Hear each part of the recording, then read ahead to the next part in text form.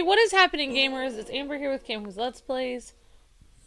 I hope you guys and gals are all having a great day today. And today, we're going to be doing some Sonic racing, Crossworlds, and we're going to be doing the Pac-Man, there's like a Pac-Man event going on from January 8th until January 11th.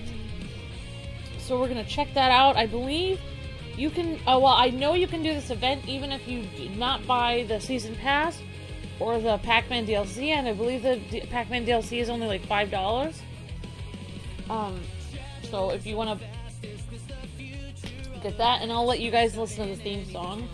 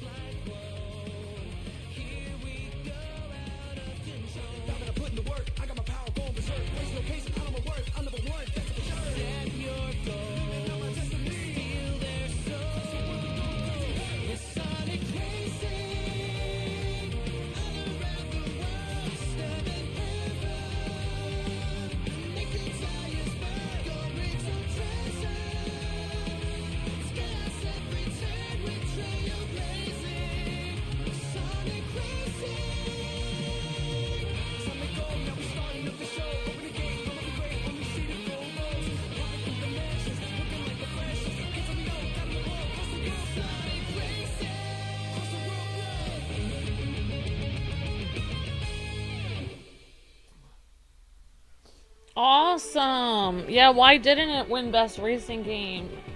I don't know. If it didn't win Best Racing Game, I don't know how it couldn't have. Honestly, this is my #1 game of 2025. My favorite game that I played in 2025 is hands down Sonic Racing Crossworlds. One of the best games I've played in a long time.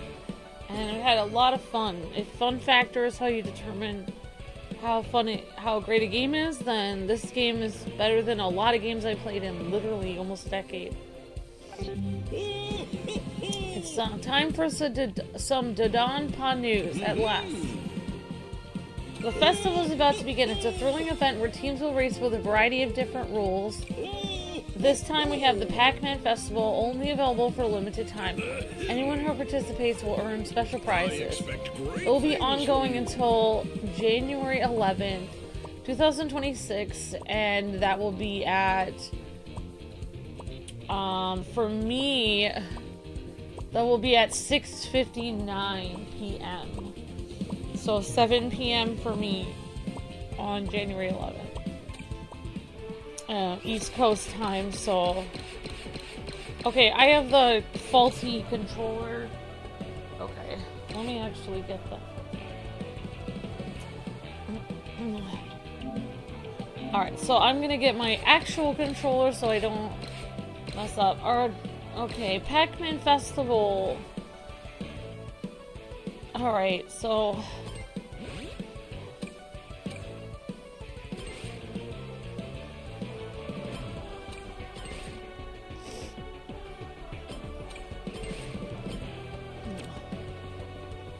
So, as you're doing the festival, you can get different rewards. You can also get these different streaks. So, you got the Waka Waka Waka Waka Waka Waka, the Pac-Man World Ranking, and Friend Ranking. Alright, interesting. Legend Competition, there's also a competition.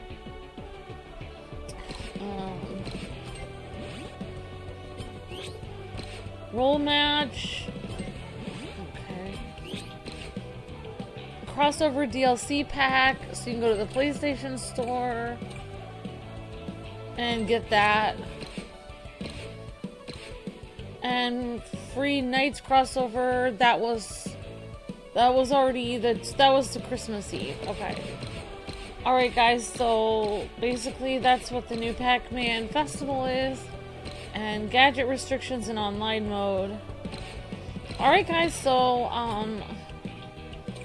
we are in our Pac-Man car, and Tom was wondering what my friend name is on here. I can show you guys my friend code, but also I'm just gonna make a room and I'm gonna put a room and I'm just gonna make, so our PSN number is 151-228-5452. I can just put it in. But that's my player ID number, 151-228-5452.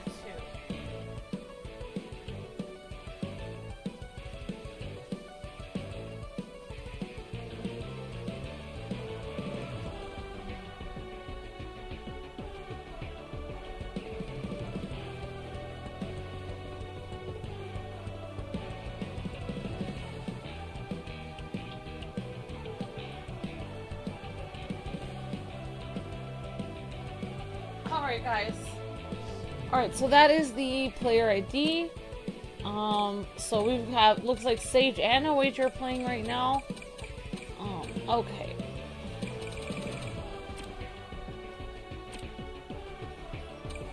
Alright, my lobby ID is 28201955.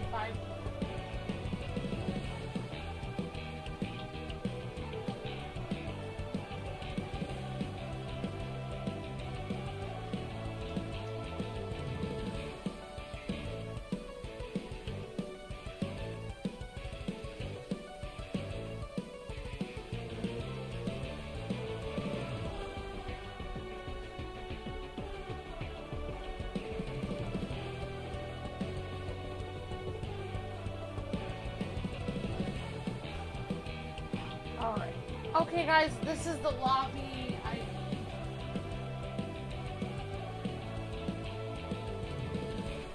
Alright guys, so I will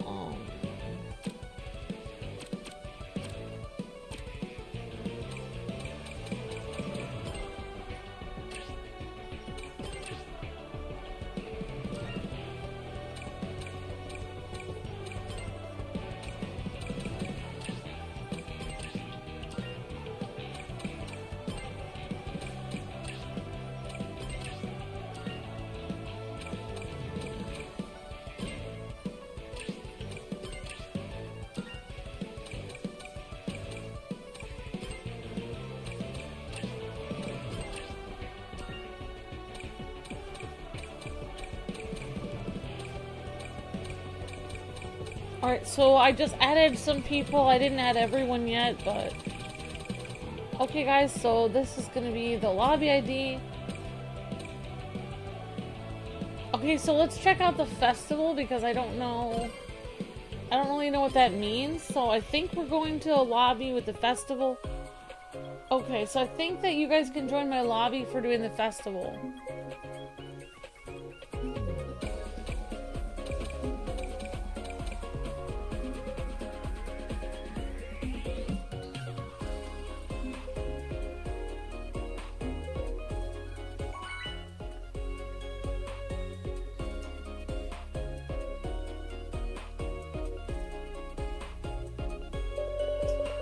No problem, Tom. Thanks for sending the friend request.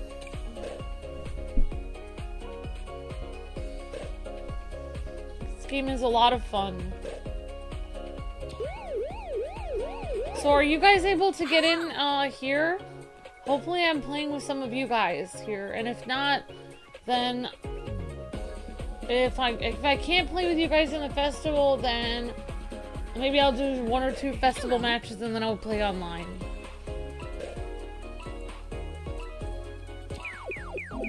Let's go. I forgot to choose a course. Alright, I think we are playing with some people from our group online, so that's really cool. Well, thank you guys for joining me for the festival. Hopefully some of you guys got in. Alright, so I see on our team we have Tom, OH, and me, and Zachy. Awesome. Thanks for joining me, Tom, and OH, and Zachy. Oh, look at us. We have our cars are connected. Oh, somebody got Nick's Galaxy's main, which is Blaze.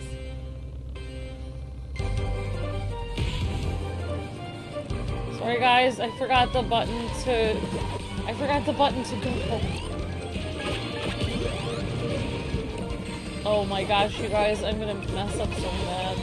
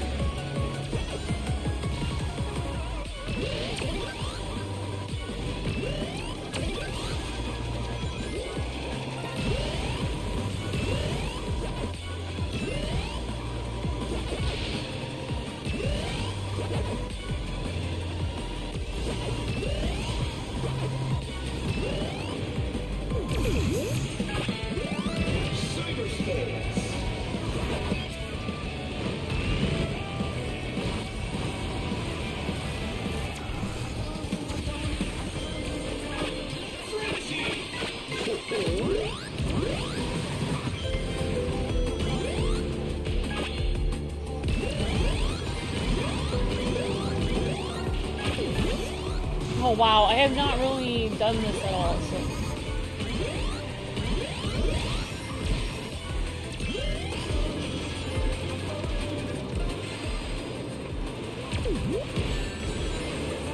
Sorry guys, I'm so bad at this.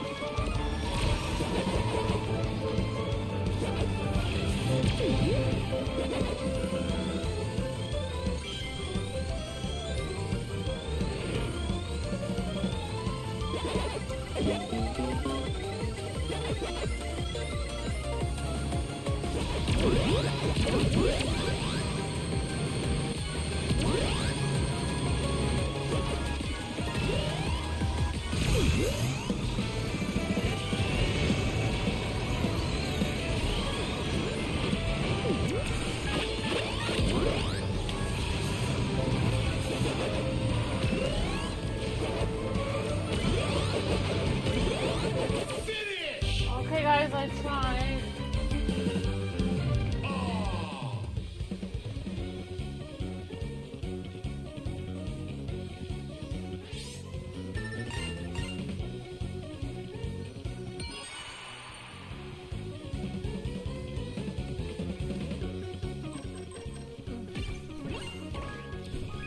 Team Pac-Man, Team Blinky.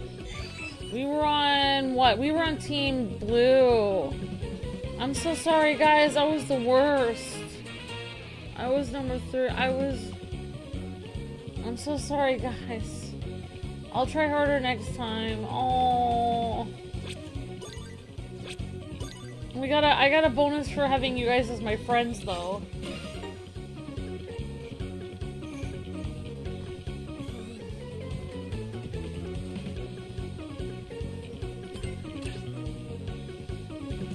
Alright guys, so we'll just keep going with this squad, and if other people want to join my squad, I have my lobby ID.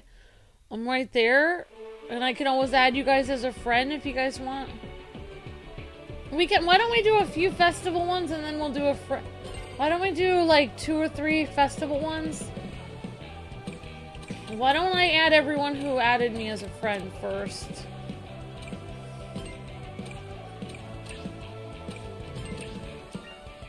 And this might be Shadow Trooper, I don't know. Okay. Alright, the lobby ID is still the same lobby ID, guys. Okay, guys, so we're gonna try the festival again. I'm gonna try to do a little bit better this time.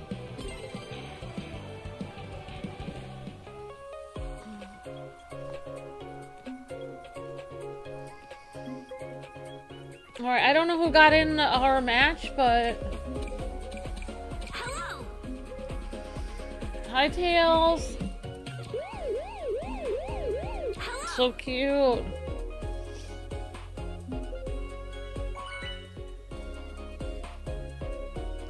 Honestly, this is a lot of fun. Sega makes this a lot of fun. Honestly, Sega knows how to make a game a lot of fun. We got all the awards on the festival. Charizard fan. That's awesome. Alright, I'm gonna pick Blizzard Valley. I think that would be kind of fun. I'm gonna guess that Tom is playing as Tails.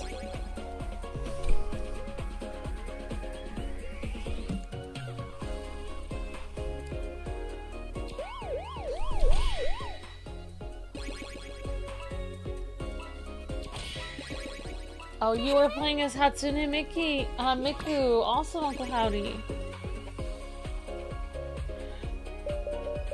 Well, every time it kicks me out, it does give new people a chance to jump in there to join in the festival. So maybe this isn't too bad.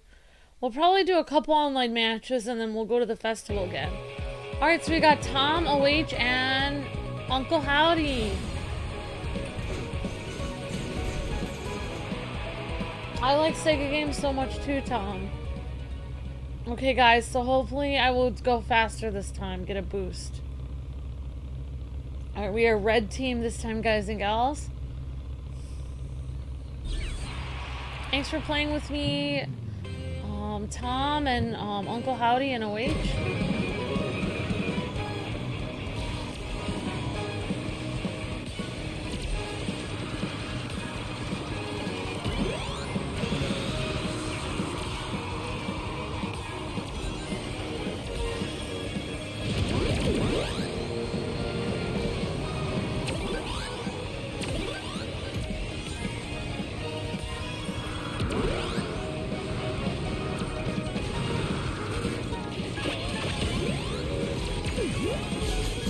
Oh wow, I forgot the boost with the little Chowsers. Like, they really boost you a lot.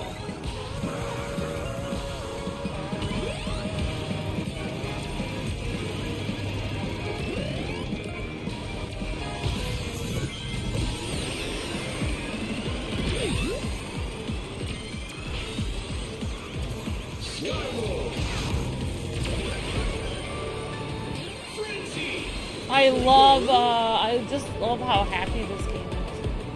I like it a lot. This game feels so 90s to me, which is really good, actually. Honestly, I feel like that was like the peak of gaming, so it's fine with me.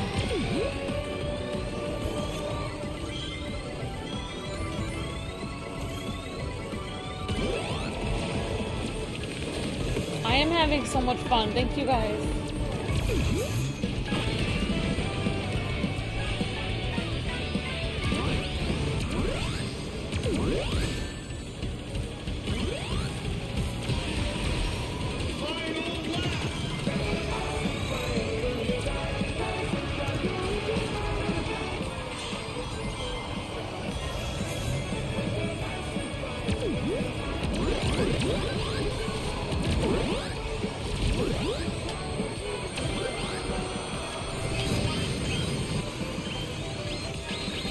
Great job, team.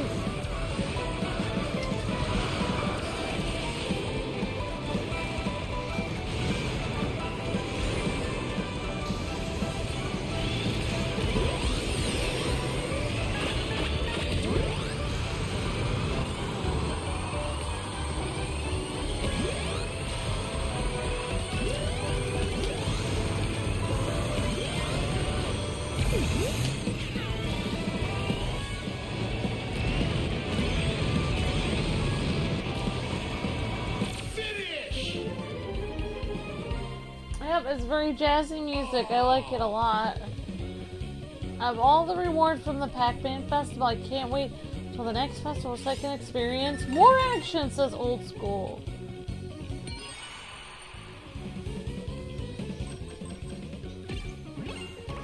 Oh, come on! Team Gold won again? Come on, we were Team Blinky. Oh. Oh, cute! OH was playing as Blinky, the red, ghost. Aww. I'm gonna take a picture either. Oh, Crazy Fiend was the #1 lead keeper. I'm sorry, guys. Well, hopefully I can unlock some stuff. Festival points. We unlocked something. Pac-Man decal. Oh, we got some more rewards. Alright, so... Thank you, Kiki PJ. Will I be playing this tonight, Nick's Galaxy? Maybe I can. I do have to work tomorrow at 4 in the morning, so... All depends on how Luke's feeling. If he's feeling sick, maybe he'll have me stream it tonight, Nick's Galaxy.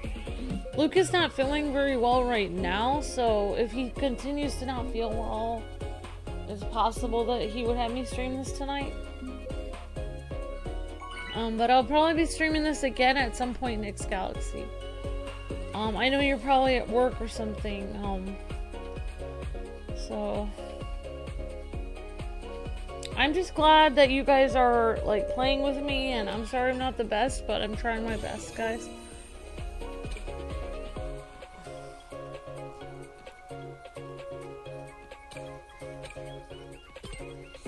I'm gonna try the Eggman Expo. Time to use Charmy, says Tom.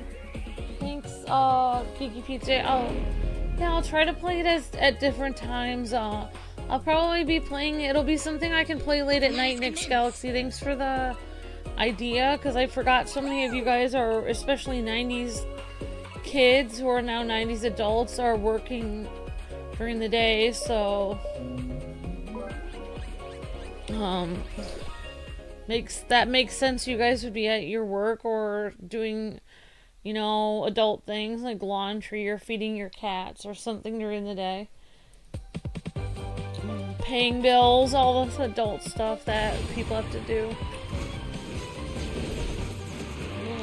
Tap your allies. 10 points for tapping your allies. Blinky, something, and Clyde. Oh, Inky, Binky, Pinky, and Clyde, I think. Inky, Binky, Pinky, and Clyde?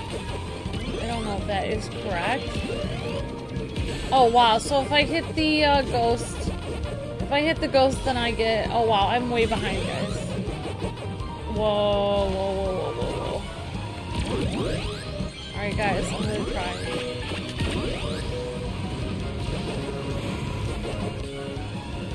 I'm gonna try to get these little Pac-Man dots. I don't know what's better, to get the coins or get the Pac-Man dots. I think I'm still supposed to get these square Pac-Man dots when I'm in here. So I was kind of avoiding them, but I think I'm supposed to get them.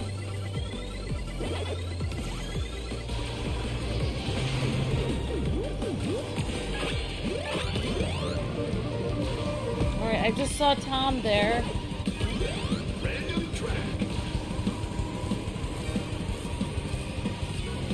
Yep, sorry I couldn't play with you right now, Nick's Galaxy. But I'll definitely be playing this more this week.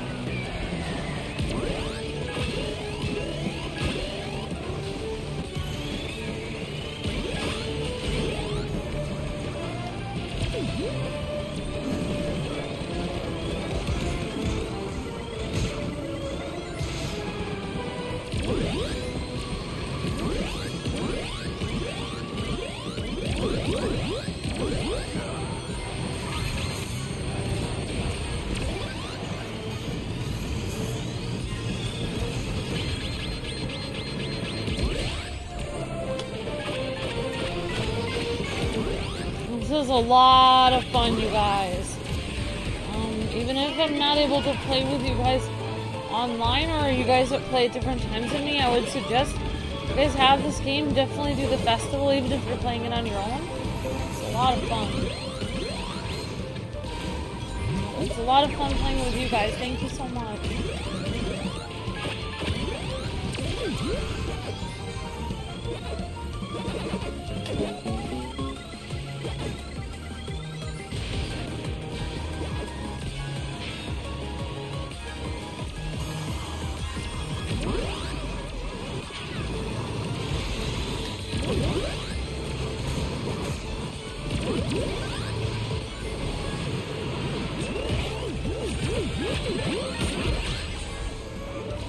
I got flattened.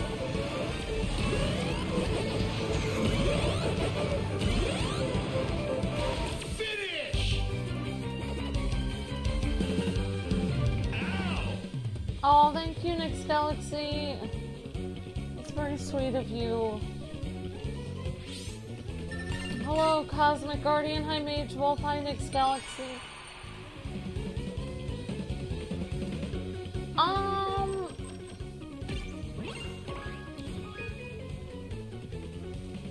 I mean, if I just focus on the...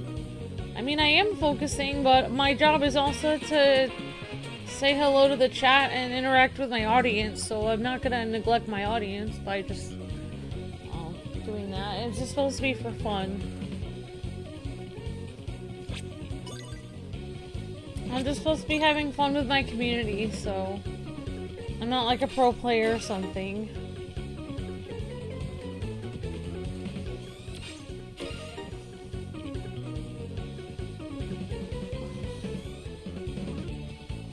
Oh, we were purple this time. I'm sorry, guys.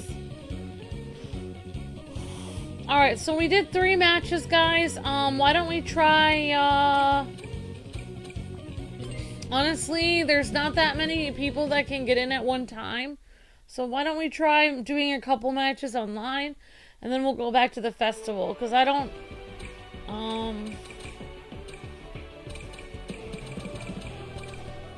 because I don't really want to,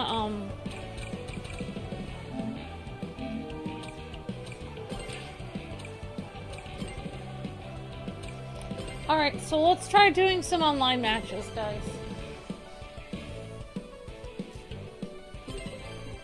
And then more people can get in.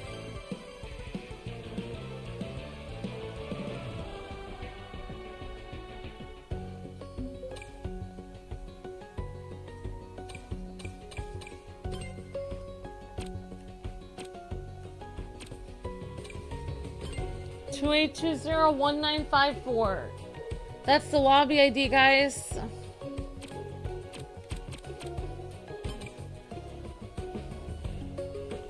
So if people want to come in, I'm also going to customize my machine. Let's see what we can do for a Pac-Man.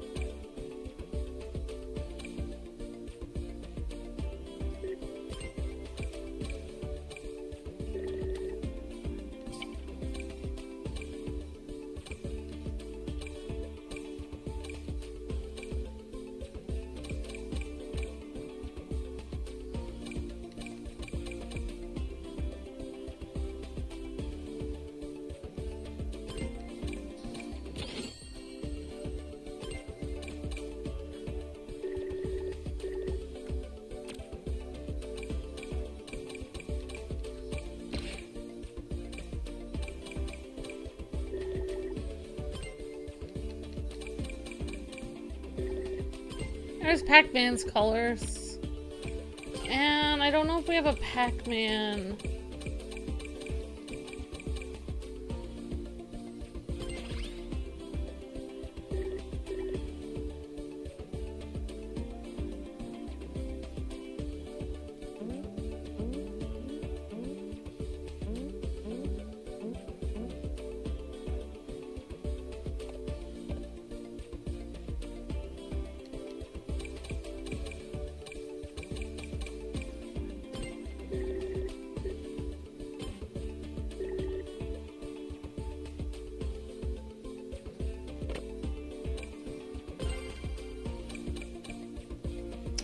Oh, I thought I could do like another decal on top of it.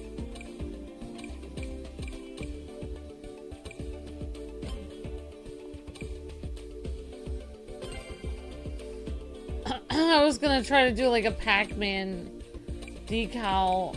I don't know if they have a Pac-Man one. Oh, they do! Oh, there we go. That's what I want. Okay. Alright, there we go, guys. So you can do a Pac-Man decal. Alright, we'll see how... Hi, Alpha. Hi, Cosmic. Hi, everyone. Yeah. Good to see you guys and gals. Hope you... Hey. Alright, hope you guys are doing well. And we're gonna try playing with some other people for a while. And then we'll try doing the tournament again. And my controller is just really messed up. I have to switch to this controller to select stuff, and then I have to switch to the other controller to actually play.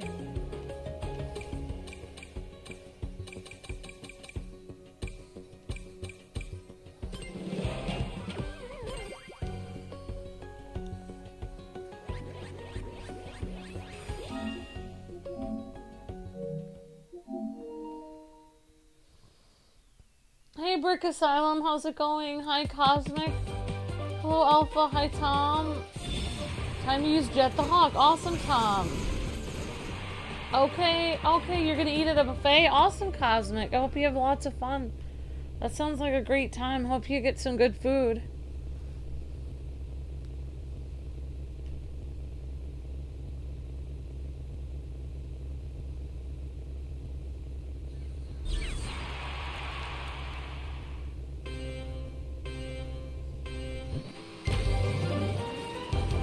Wow, my car is literally leaning to the side.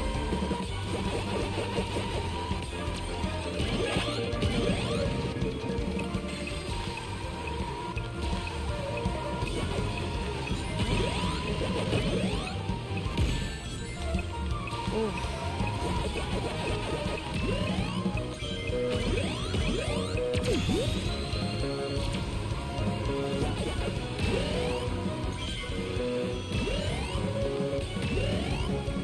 I love all the sound effects they have.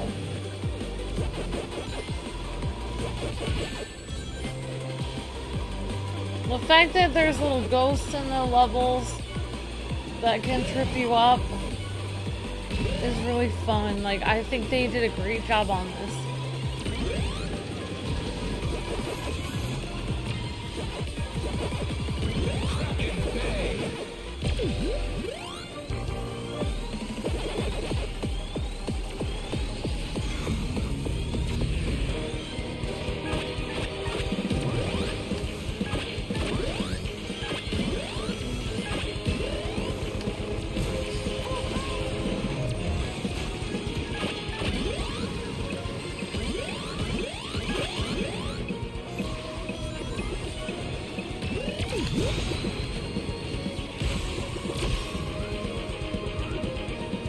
Ouch.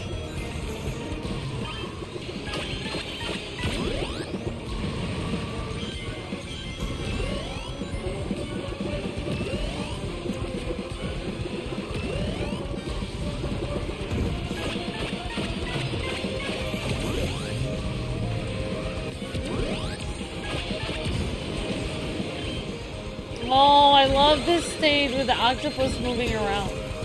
It is honestly so creative, and I love having anything with like a huge octopus in it. It's a lot of fun.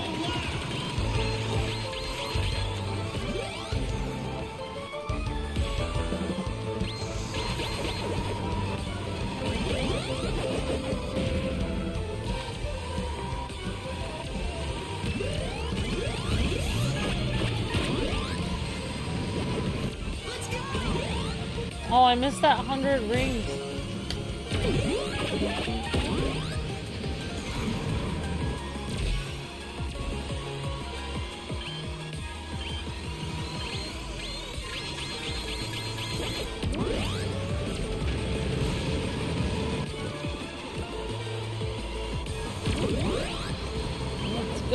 Pac-Man.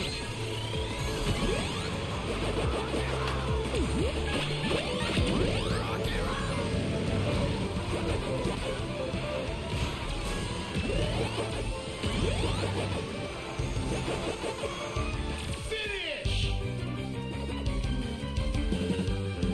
Nice! Uncle Howdy got third. Awesome. Victory, says OH. Oh, OH got first, then Cosmic Galaxy, then Uncle Howdy, Shadow, me, Tom, Zaz, Blaze, and a bunch of other people. Great job, everyone. Good game, everybody.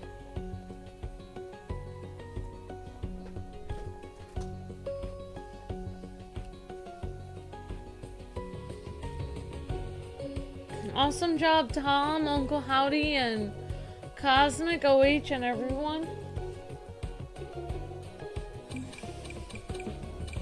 Hey! Sure! Hello!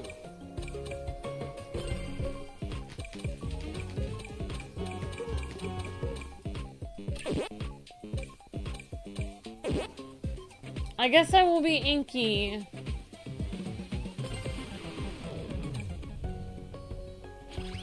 Hello!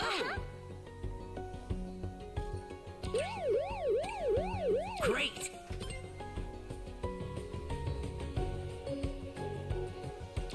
Alright, red to go. Hey!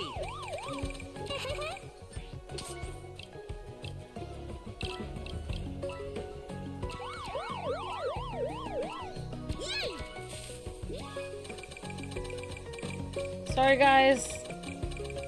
I guess I'm just gonna pick something random because my controller's all messed up. Great job, everyone. Go Inky. Thanks, Nyx Galaxy. Thank you so much. Very sweet, Nyx Galaxy. Thank you. Why does my thing still say rookie? I played this a lot. Maybe I have to switch it. I like how the little ghosts are moving even when they're sitting still. That's just like how they are in Pac-Man, where they're always waving around. Yeah, don't worry, Nyx Galaxy. I'll play this more than just today. And more than just in the afternoon, because I know you work hard and help support the channel. Thank you so much for your help.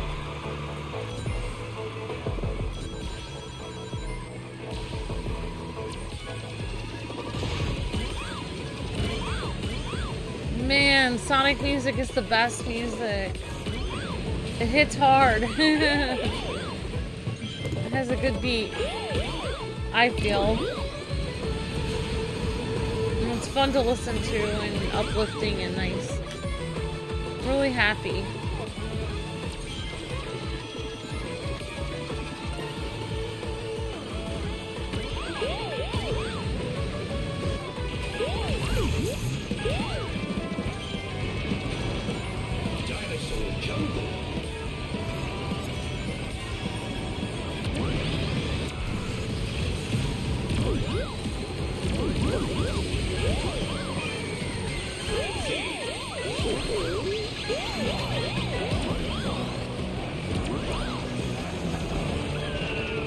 Come on, Inky, let's go!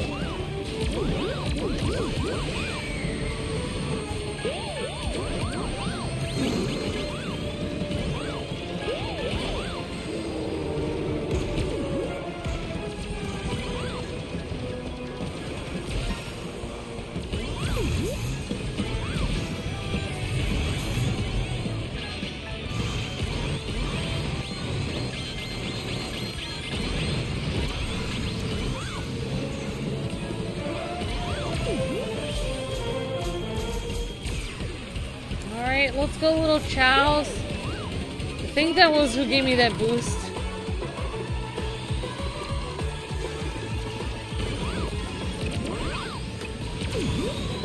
Alright, thanks, Galaxy. Cheering me on is helping me a little bit. I'm trying my best here, guys.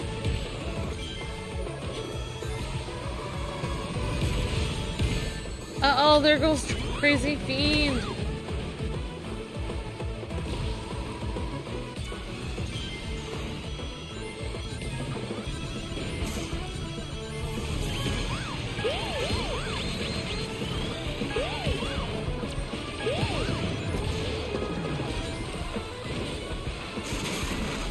Oh, I could have gotten that cool crown thing.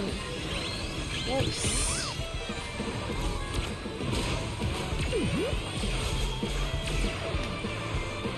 Finish. Oh, I tried, guys. Good.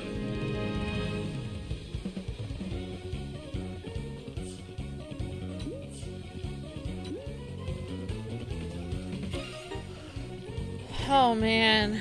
Good job, everyone. I'm trying.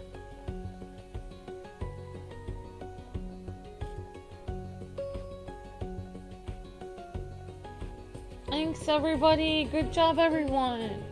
Good game, everyone.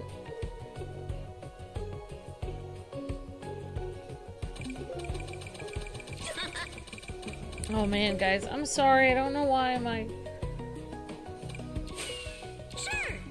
Alright, let's see if we can play as a different character. Alright, I guess I will be Clyde.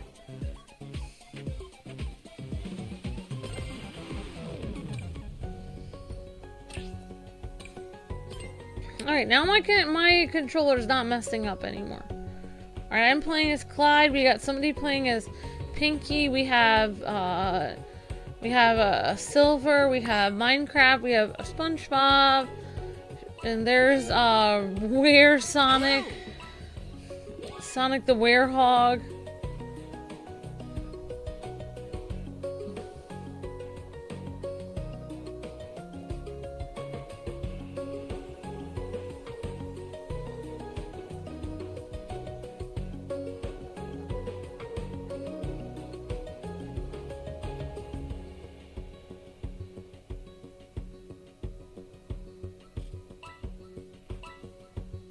Oh, I forgot.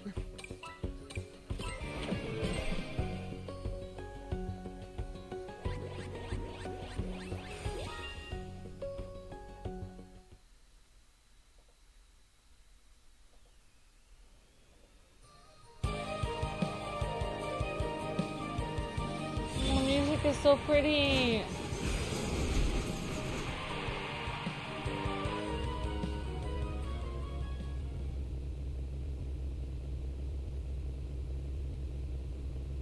Okay, Alicia Daisy says, I'm playing a Silver here. Awesome, Alicia. I am the creeper from Minecraft. Oh, wow. Awesome, Cosmic. Yep, this is the controller. I bet I messed up this controller playing Marvel Rivals. On the demo of Marvel Rivals, like, last year. And I have to use this.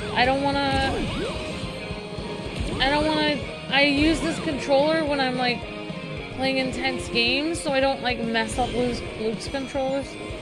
So he has to show off like new and upcoming games, so he doesn't want his character just like Batman randomly like running into walls and stuff. So if I take out of my own money and buy myself a new controller, then I can. But I worry I'll mess that one up too, so I am a little harsh with the controller joysticks. So until I get like a new controller, I basically have to use this one.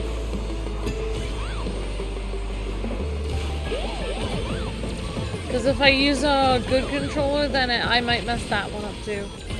I basically have to learn to not be as harsh with the controllers. When I'm stressed out and I'm playing online, I get stressed and I press the controller button really hard and the joystick really hard and I mess up. Which means, like, until I actually learn to be gentler, it won't do me any good to get another controller because I'll just mess that one up. That makes sense. But yep, it's a controller. I have controller drift. going on with this PS5 controller.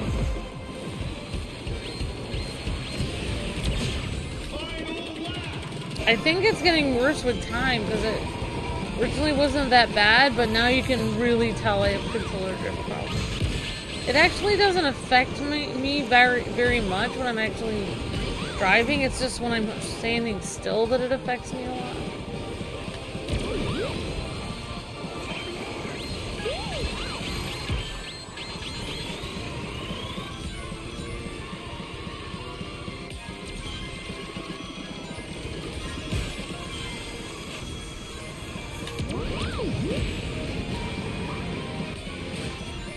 I like how when you... Oh, I guess that's like a blue shell. Sorry, OH.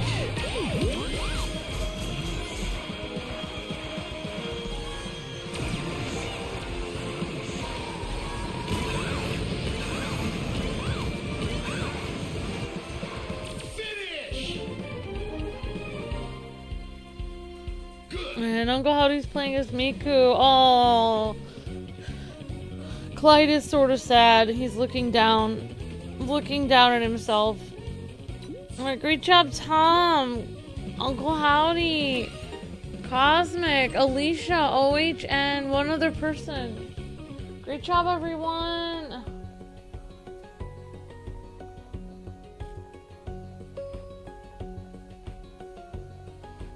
Alright, nice job, everybody. Thanks for playing, everyone. Alright, we'll do 1 or 2 more matches, and then I think maybe we'll try doing the tournament again.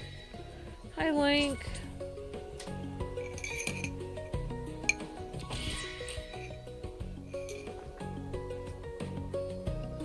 Great. Oh, you were the monster truck, Alicia? That's pretty cool.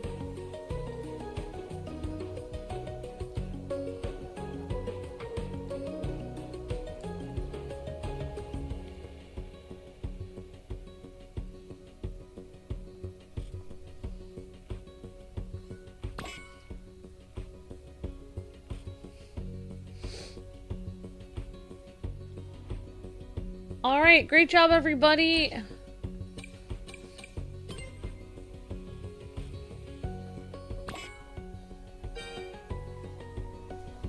Okay, see ya.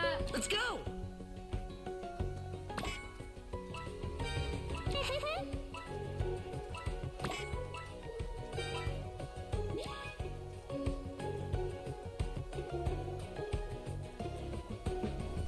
Alright, see you, Tom. See you, Cosmic.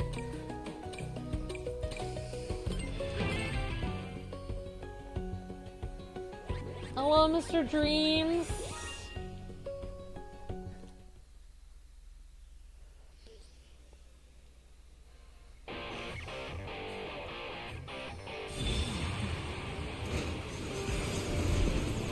Alright, it's reminding me to aim for first place.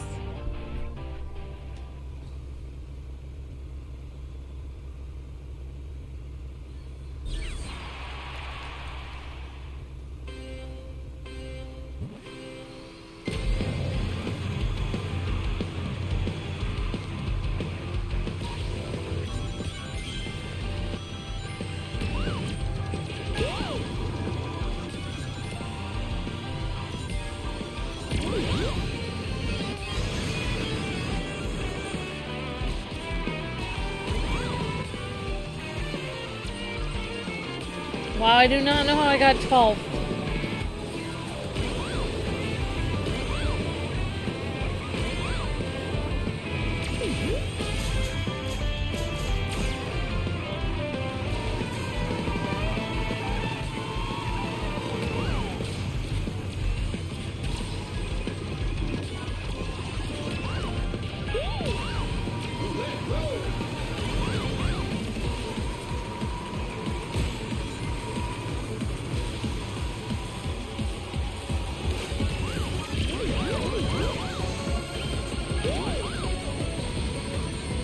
Casino time!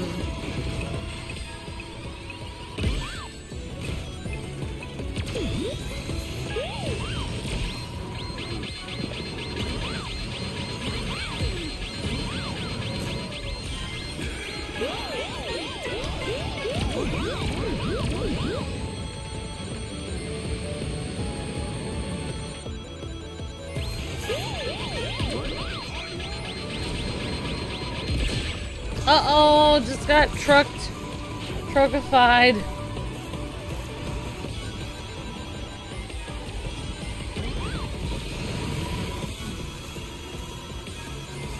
Someone's not obeying the rules of the road.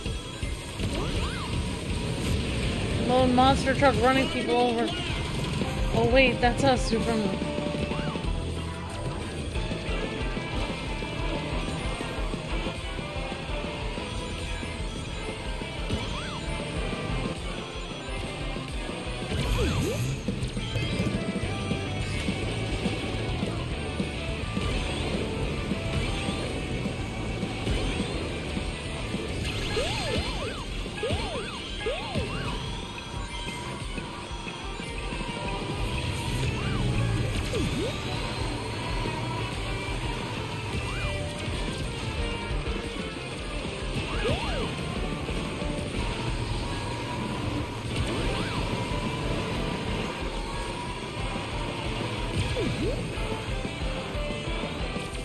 Oh. Good. Wow, great job, everyone.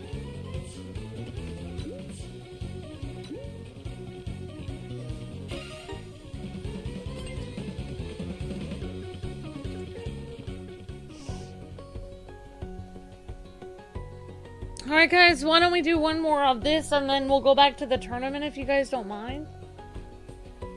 Thank you, Mr. Dreams. Appreciate that very much. Thank you.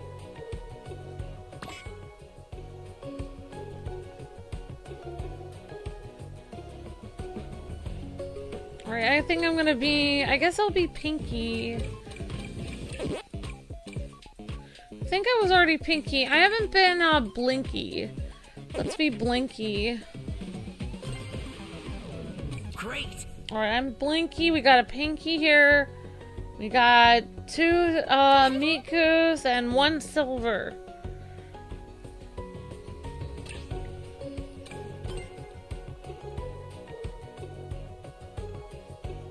Oh, you kept hitting the person playing as cream and cheese. Aw, that's okay, Alicia. It's all part of the game.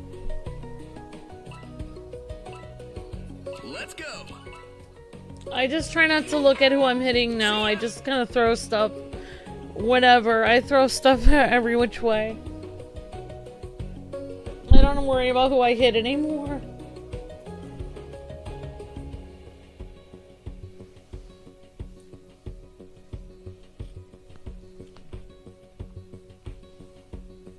Yeah, thank you guys for playing and thanks everyone for watching. I'm really curious. I want to play this night stage. Oh, thank you, Mr. Dreams. Appreciate that very much. Thanks for the kind words. I'm glad you like watching the channel. Really appreciate that. Really means a lot. Oh, OH has the Waka Waka Waka little nameplate. Very cool.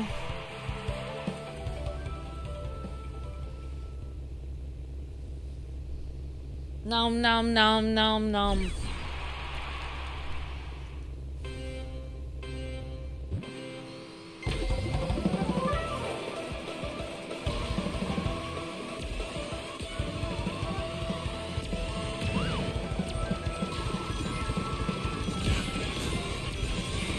The little ghosts are so cute.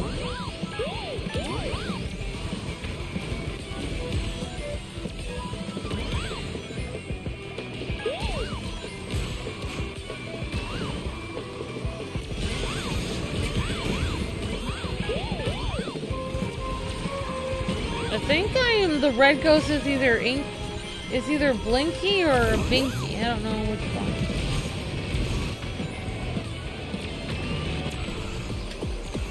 Golden Temple.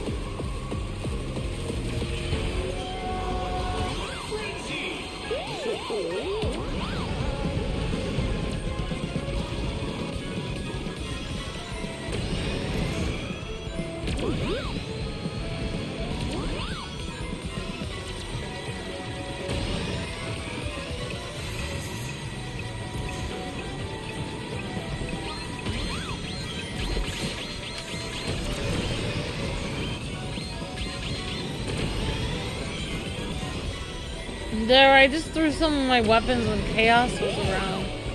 Like, it was just complete chaos and I couldn't see hardly anything. That way if I hit somebody, I wouldn't have to feel like I maliciously hit them. I could be like, well, I was just throwing stuff aimlessly.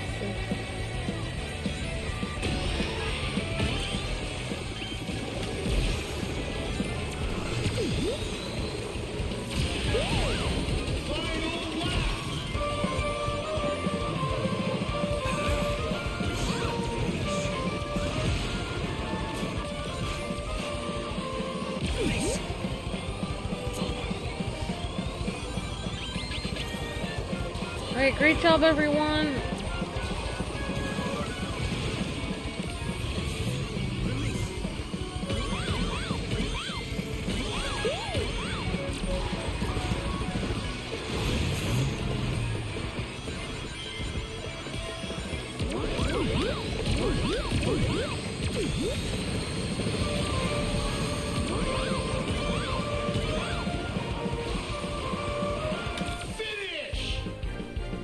Hello, Mr. Dreams. Hi, Savon.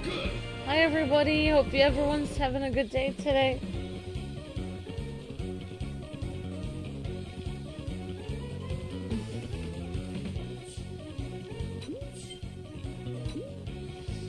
Alright, great job, Alicia, OH, and everyone.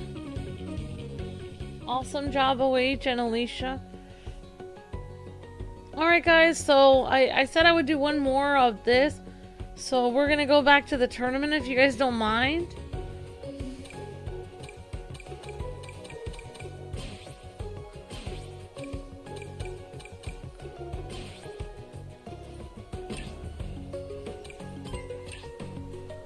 Okay, Uncle Howdy, see you. Hi Savon, hi everyone. And we only have a few people playing, so I'm sure you guys would be able to get into the tournament.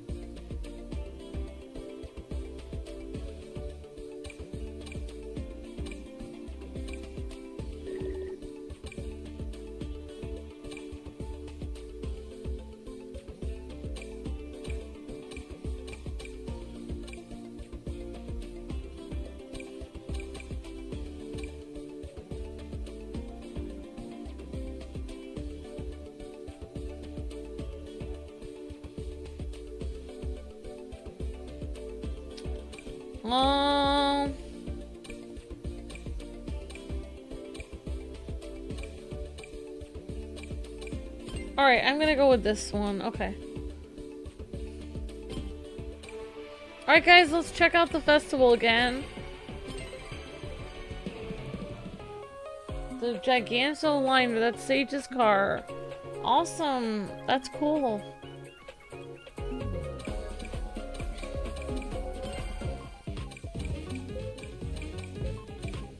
Alright, I'm gonna play as Pac-Man.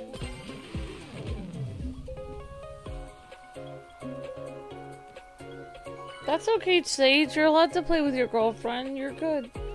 You guys don't need to drop everything every time. You can always play another time.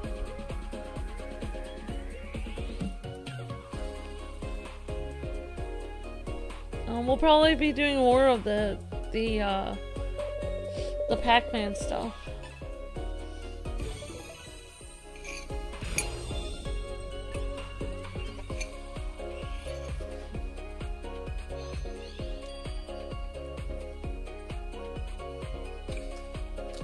Alright, see you later, Maxim. Thanks for hanging out.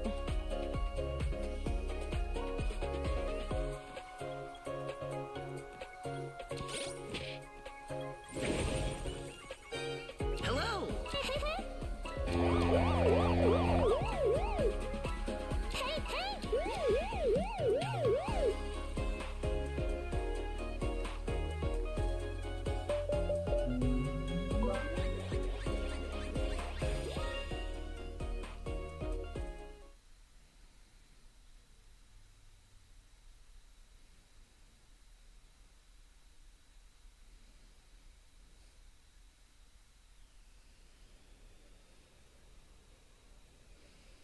Alright, guys. Sorry, I'm like super. I think I'm gonna have to get some more coffee. Hey, next Galaxy.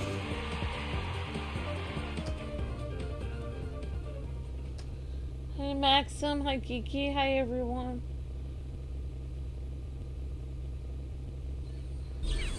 Yep, don't forget to watch some shorts if you guys have a minute. If you have a minute, that will help out the channel a lot. We're currently at under 1,000 views, guys. We're at like 900 and something. So if you guys, if a few people just watch the shorts, it'll help the channel a lot.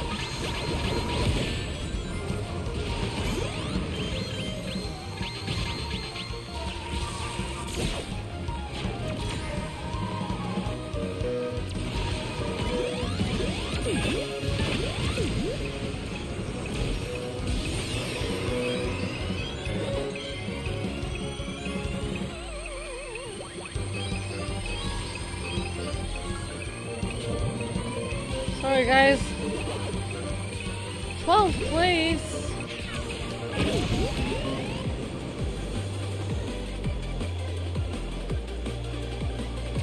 Whoops, sorry guys. I think I gotta get more coffee in me.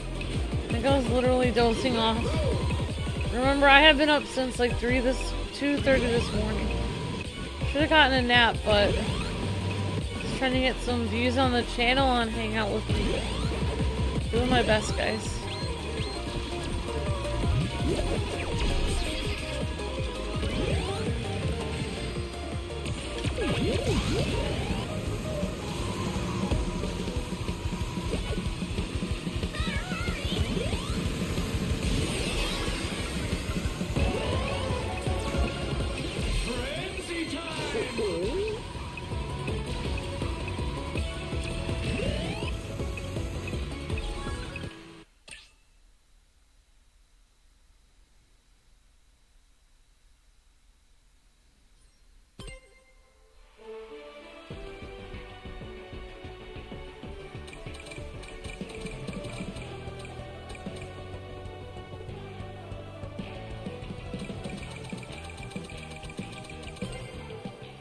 Whoops! I'm literally...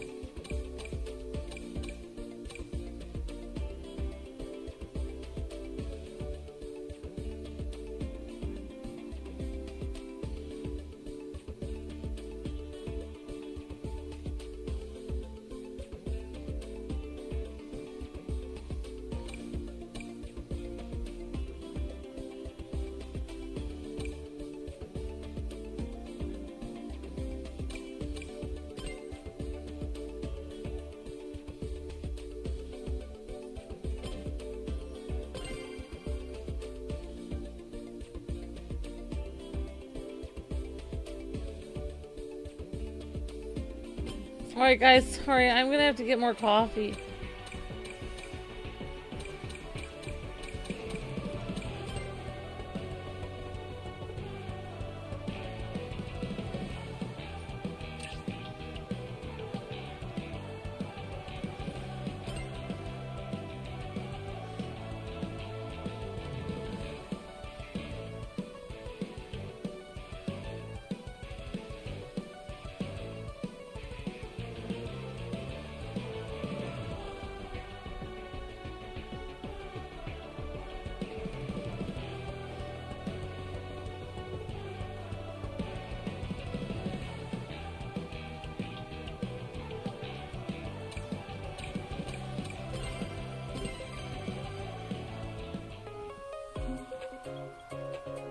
While we're waiting, I'm gonna... Actually, we're not waiting very long. I need to get myself some coffee.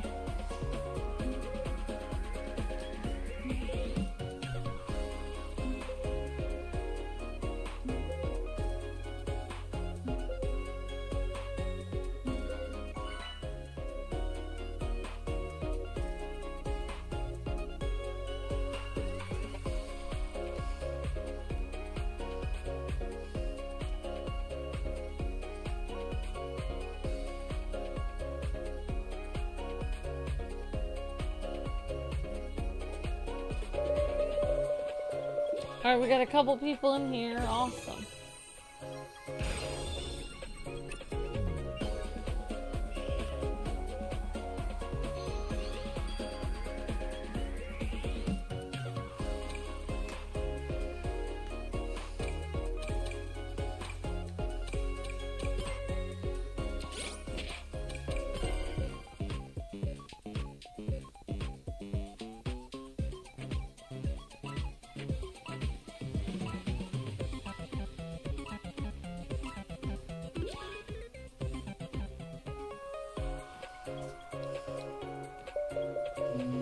Alright, let's see which one it picked.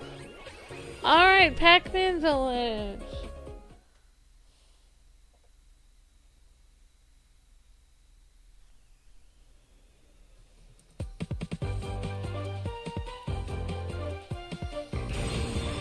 When will this be out physical? I don't know. Yeah, thanks for putting the, thanks, mods, for putting the shorts playlist in the chat. Really appreciate it. Man, guys.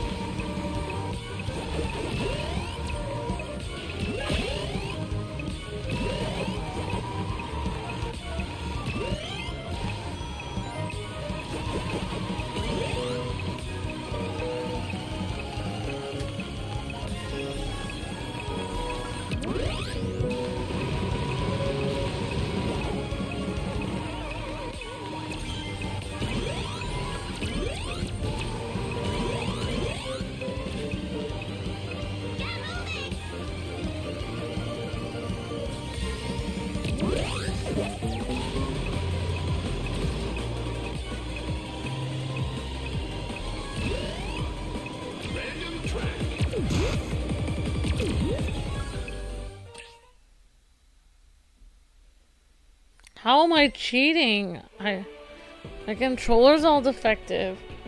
Oh, I was kicked from the race. Sorry, guys.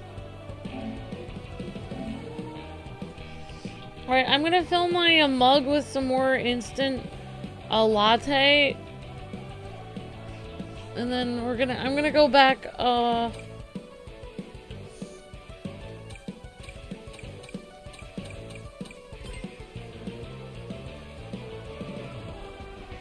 I'm gonna make a room online again, guys, and we can do a few more things online, and then after that,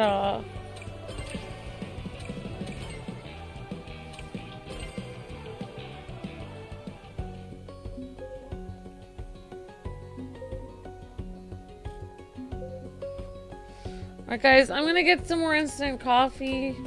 Because man, am I exhausted. Oh, thank you, Savannah. That's very sweet.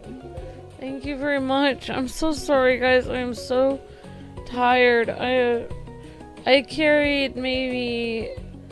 I feel like I carried about 12 huge bins of ice today. 12 times. Oh, I am just absolutely exhausted, you guys.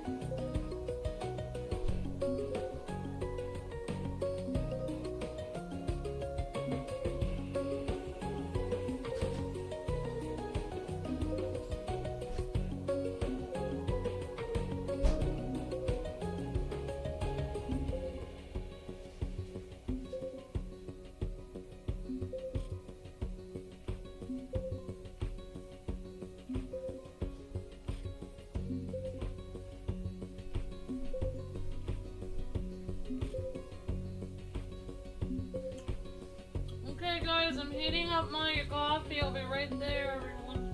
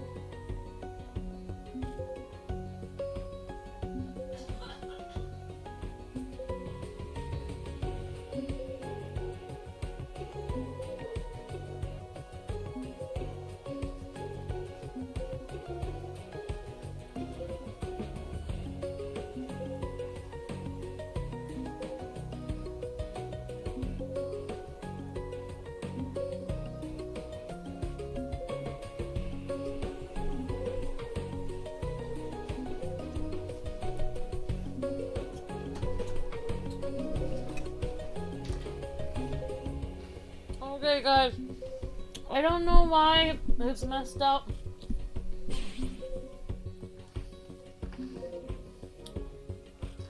I'm gonna go back. Well, I can't figure out why.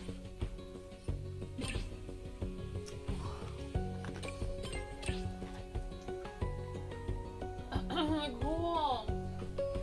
Hello, Jabral, Link, Kelly. Really appreciate you finding our channel again. Try joining our newsletter if you can't find our videos.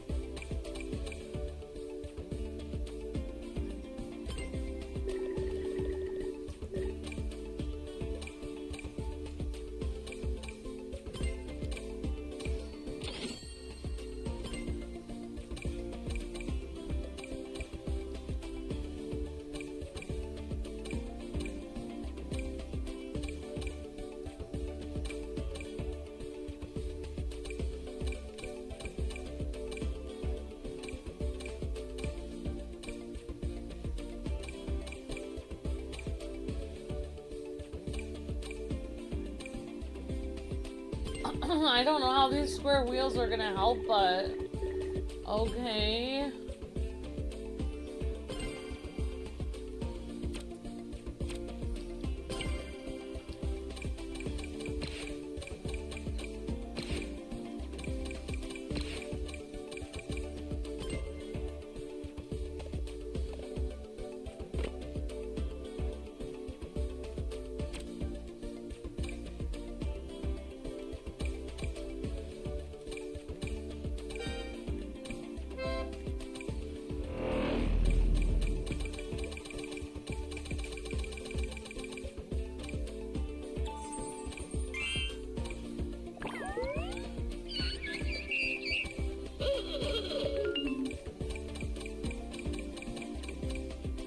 This one looks fun.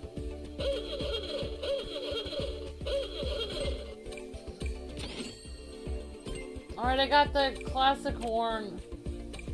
Alright, guys. I don't know why no one is able to join me, but I'm just gonna go.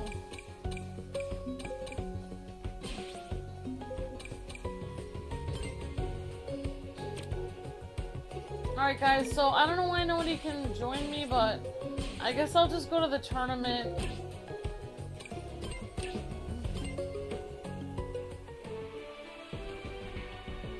Hello Jay Hoss, hi everyone.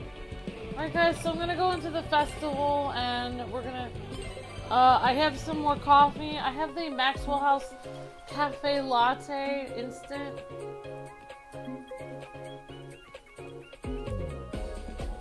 I'm living on that and popcorn right now.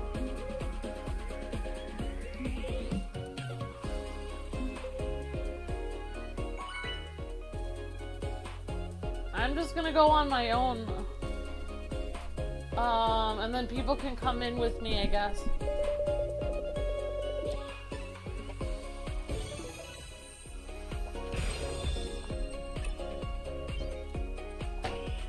If you find us randomly, Kelly, definitely join our newsletter at Kwingsletsplays.com. Hey guys! And we write it every single day. Salutations. So, Let's go! alright, I'm going with this car.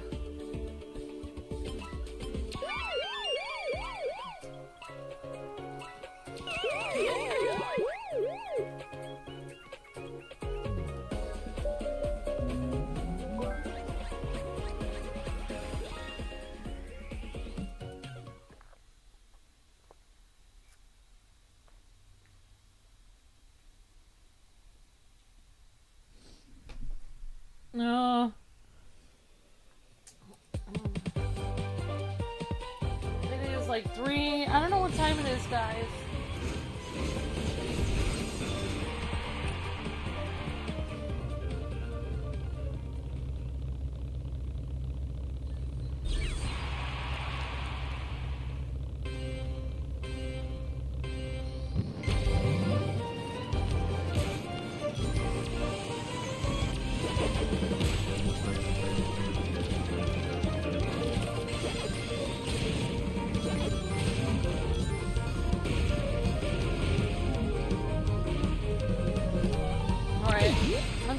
Going with this controller because the other controller is saying that I'm cheating.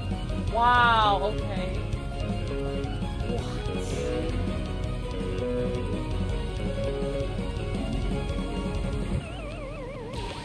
Yeah, why would I be cheating to make it worse? Why would I be losing and then cheating to lose? That doesn't make any sense. So yeah, I'm having a lot of problems with my controller, guys. Because I busted my controller quite a bit ago. I think I'm gonna have to buy a new controller, honestly. Because I can't break Luke's controller, then his controller will be busted. I'm actually playing Luke's controller right now, but I'm really trying to be gentle with it.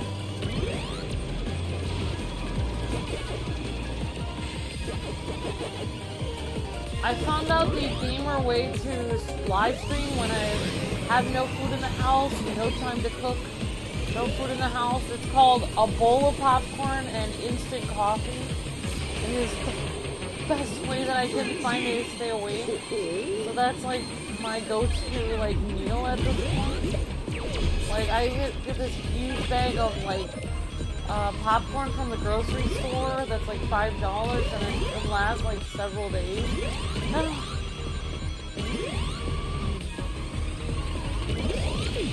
I'm already messing up Luke's blue controller. I really don't want to mess it up.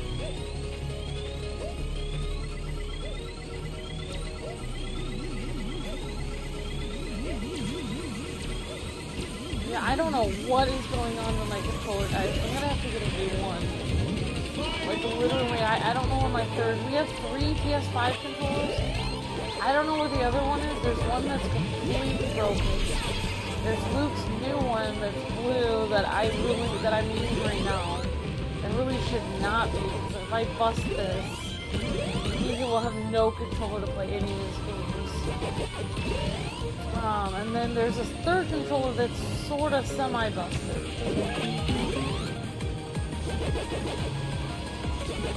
And then I have the very busted controller.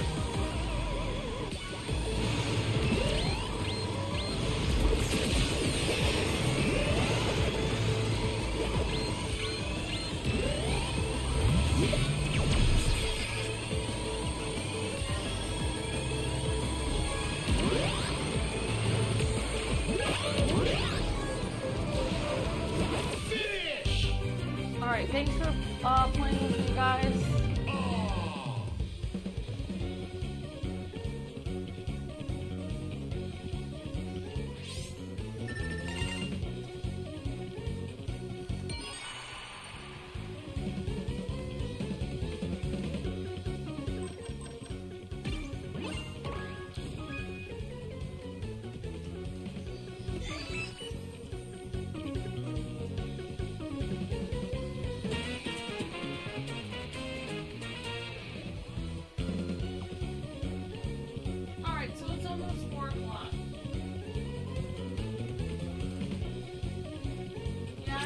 Controller's drifting, but it costs like $60 or $70 for a new controller. I have to save that money to visit Luke's family and my parents. I can't. I have to save that money for cat food and for business expenses. I probably won't be able to afford a new controller for several years. I don't have that kind of money.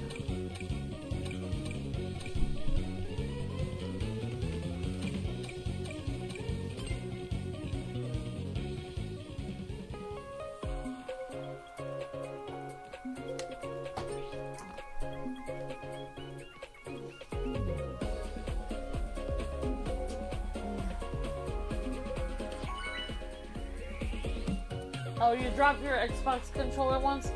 I messed mine up because what I did is I pressed on the Joy-Cons really far. And last time they actually kicked me out of the game. They kicked me out of the game because they said I was cheating even though I was losing. Because my controller was glitching out so much.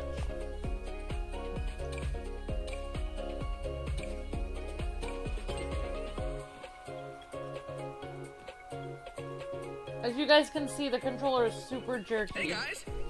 Like, I mean, not like the controller's mean, I mean the controller's jerking around. Hello, Jay Haas, how's it going, honey? Well, Very well. but, I mean, I won't have, like, I'll have to get a used controller, because I don't have, like, $70 for another controller. I broke my controller, like, I have to use the broken one, otherwise I'll end up breaking another one. Maybe if I find a used one, or, like, an off-brand one. I don't want to buy another new one, it's too much money.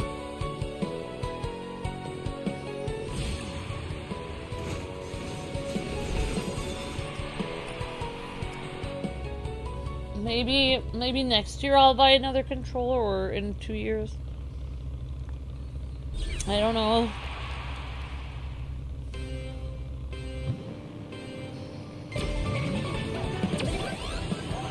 See, I'm using the busted one right now. It's working decently well. It just has problems, like sometimes it spazzes out and sometimes it's fine. I'll take those odds.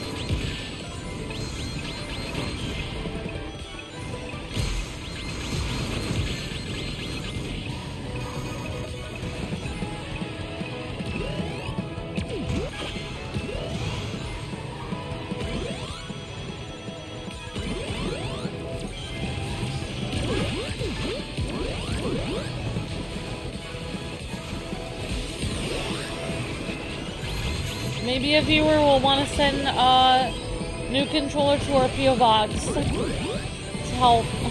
But unless that happens, either that will happen or I just have to use this broken one for a while.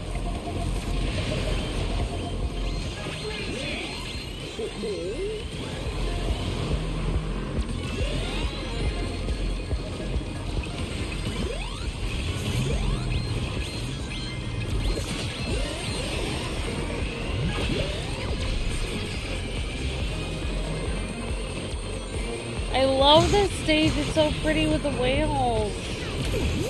So pretty.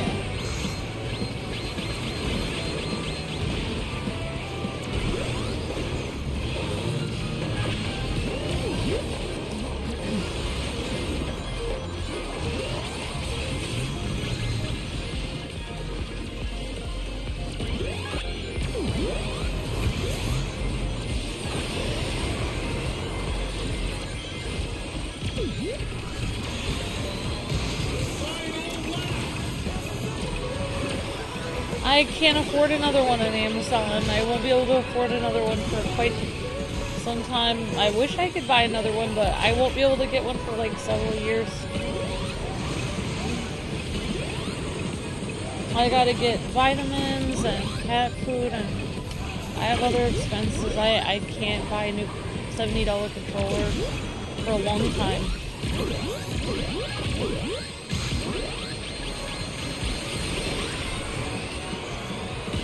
I have to work every morning just to barely. I haven't even been able to fix my car for 6 months. I'm going on no brakes on my car. So if I'm gonna be buying anything, it'd be brakes on my car.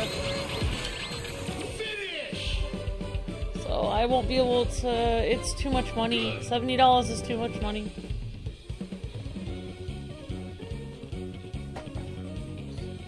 I'd probably have that in like 4 years.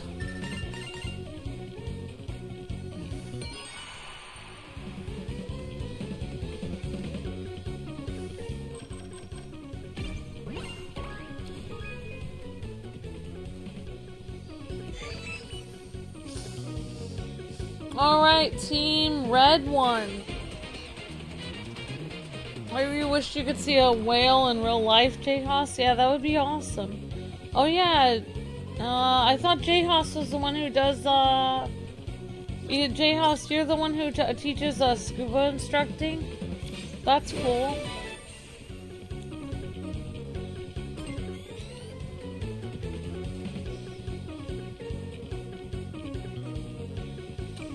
Alright guys, so I guess we'll keep going with this if you guys don't mind. I had a lot of people in here before, but then people kind of wanted to leave because they had like dinner and stuff.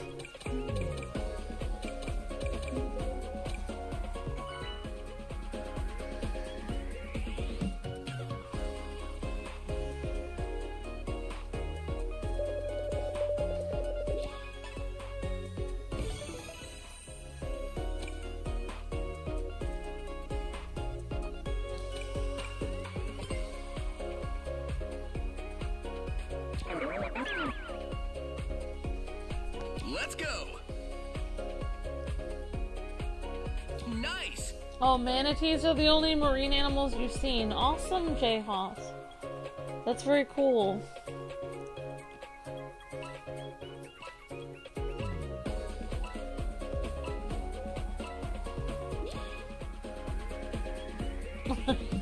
Thank you, man in the cave. I appreciate that.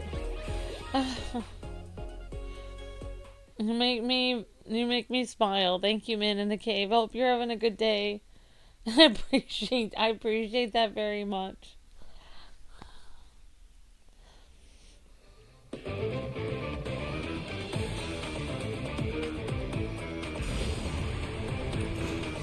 $10 points to the team with the most tap boost. So if you tap boost your teammates, then you will get like a boost. Alright guys, I'm gonna try my best to tap boost you guys.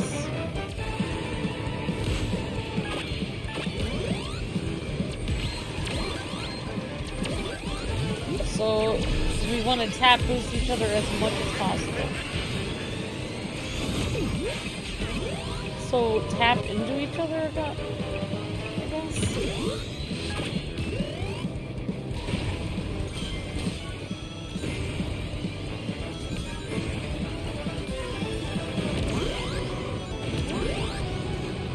My main problem last time really wasn't my controller, it was the fact that I was falling asleep. Because I had no sleep. Like, I got some more coffee, and I'm completely fine. So it wasn't really my controller that was the issue, so much as me falling asleep was the main problem.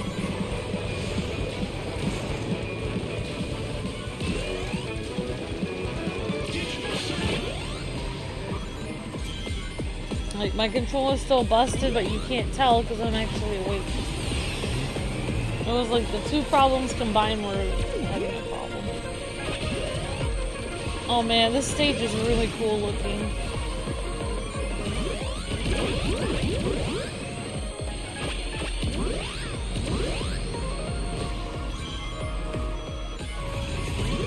I love the music of this stage too.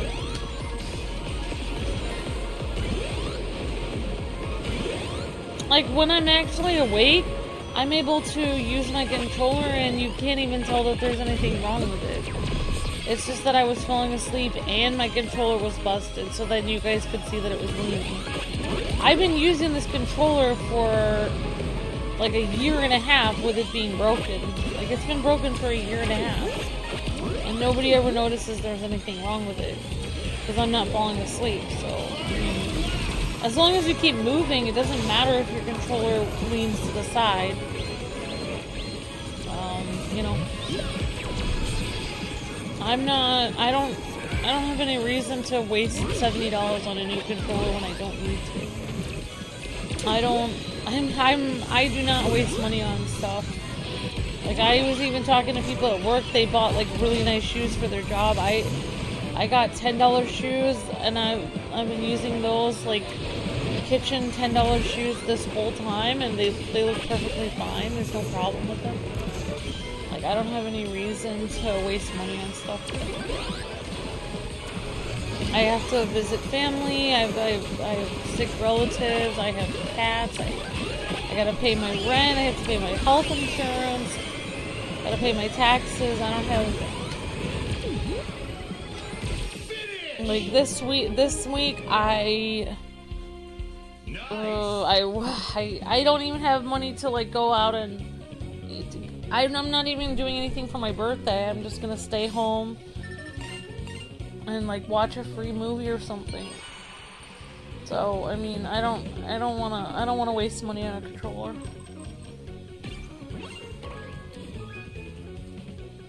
My favorite map. Oh. I have this Nintendo Switch 2 version of Sonic Racing Crossworlds.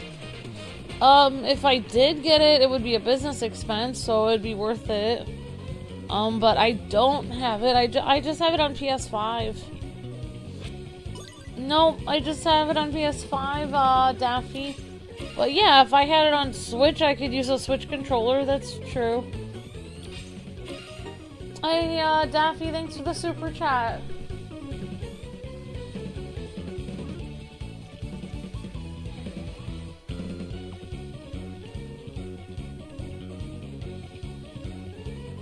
I've been trying to save money to go back to music school for over 15 years now. Every time I get money and also save for a house and also save to move to Indiana so I can be near my family. So every time I have close to enough, something horrible happens and we owe the government like a ton of money again. So I don't want to blow my money on frivolous items like another controller, because I have a lot of. I've been waiting to go back to music school. I've been waiting for a house, and I've been waiting to get a move to closer to my parents. So I need every penny I can have. I don't have any money for that.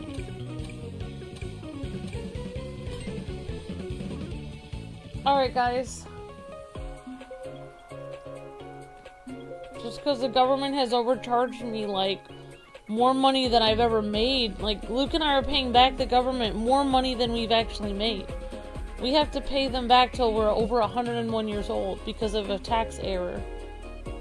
And then YouTube cut our income twice. And then our channel was shadow banned, so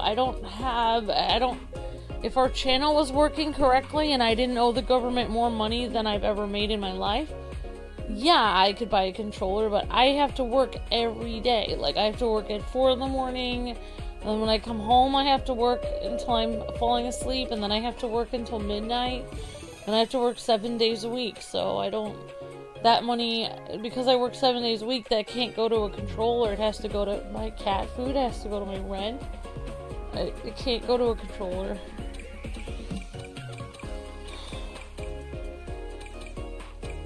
Alright, I guess I will do the Pac-Man village.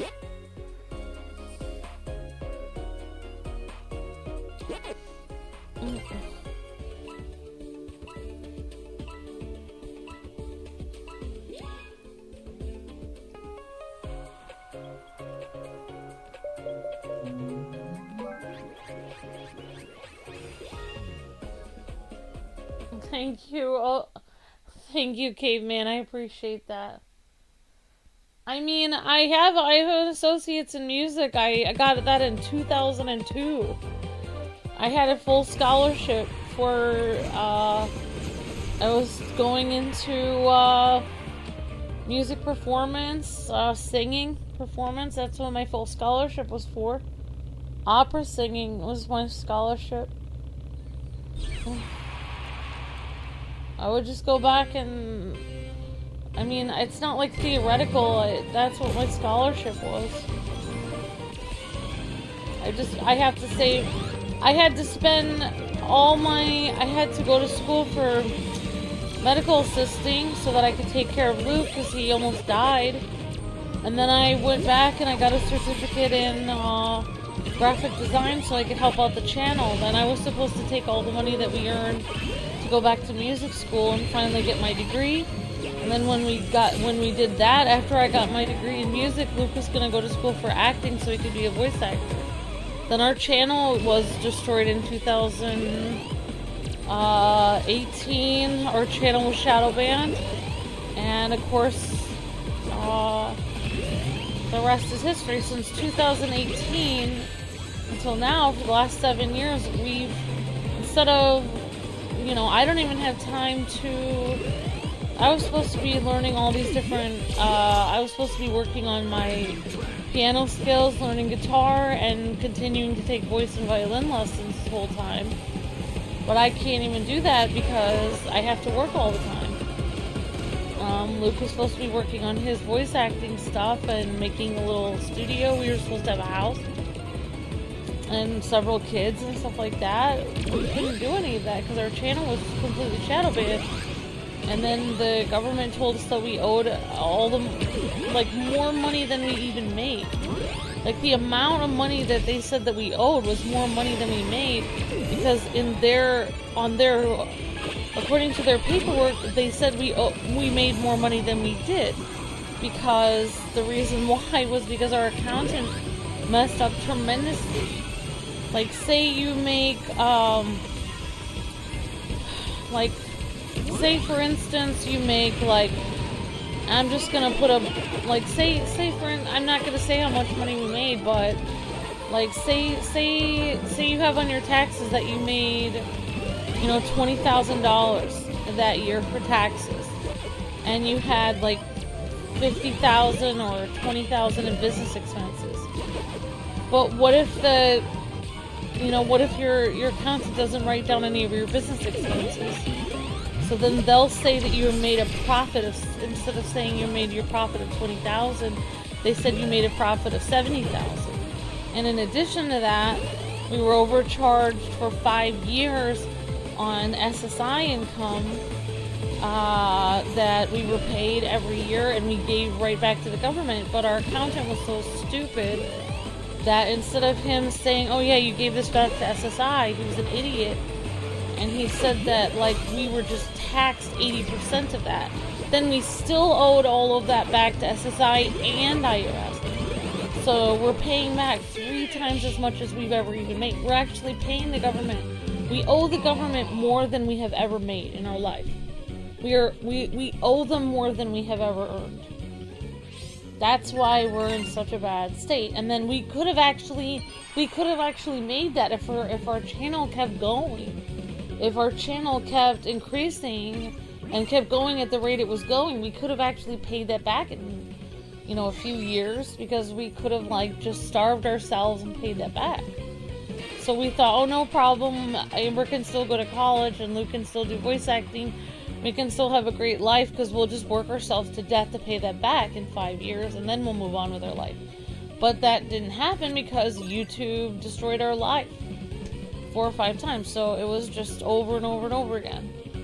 Over and over and over again, just getting hit with all these different things. So, I don't know, I don't have $70. I don't even have, right now I use my last tiny grain of cat food. I was supposed to do 4 or 5 medical tests for Luke. I didn't do it. I had to throw out the medical test because I didn't have enough money for that. I don't even have time or money or energy to even do the laundry half the time. I have to wait until I have $10 to go to the laundromat. Usually by the end of the month, my account is usually negative. So no, I do not have $70. I actually probably won't have $70 for a controller for 8 years. That's how tight my money is all the time. So, no, it's not good. I'm still trying to pay back my taxes for last year, because we had to save it in the account just in case we couldn't pay rent. So it's not good when we're paying. The government actually siphons money from us, and now because Luke's been in the hospital so much, now the hospital is siphoning money from our account. So I don't even have. I'm eating popcorn and instant coffee, and the hospital is literally taking over almost $200 a month from me, that I don't even have that money for food or for cat food or for rent. They're just stealing that from us, and because Luke's been in the hospital for stress about bills. He's been waking up in a cold sweat about bills, and then I have to pay that money now to the hospital. But no, so I do not have money. I probably won't.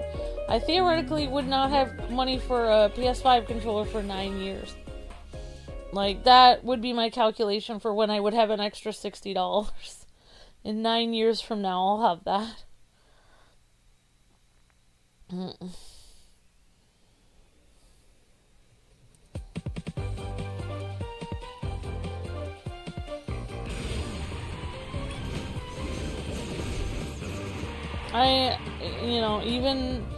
Even people I work with aren't in as bad shape as me. Like, they get to spend their money on doing their nails or going out to eat or something. Luke and I don't get to do that. The only time I, really go out to eat with Luke or something is if I need to grab something quick to eat so that we can stream all night so we can make more money. That's it.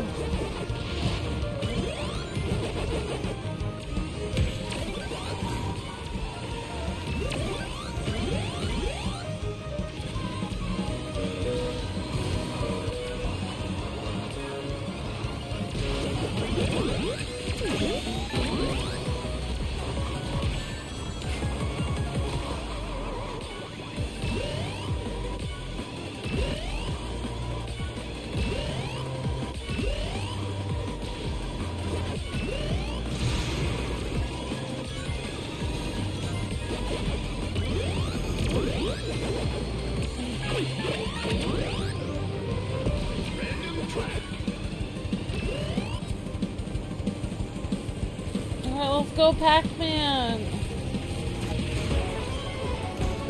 So, yeah, I mean, like, maybe someday, Daffy, I'll get this on Switch, too. It all depends. Like, every business expense we have is carefully calculated. So that's why we cover, like, new games and stuff. Even though it seems like, oh, you're getting all these new skins. Every time we get a new skin of a character, it's so that we can show it off our channel and make more views and more money for our business. Like, that's why we don't just randomly get stuff for that reason.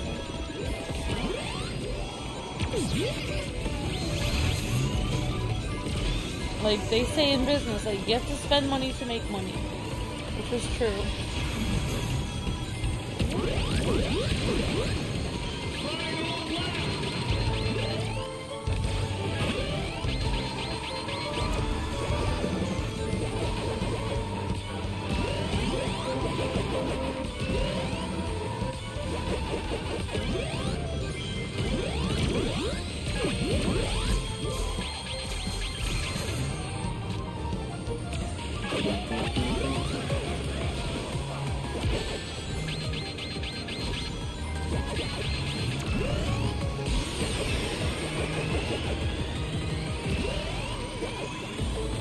Whoops! I got stuck in the wall.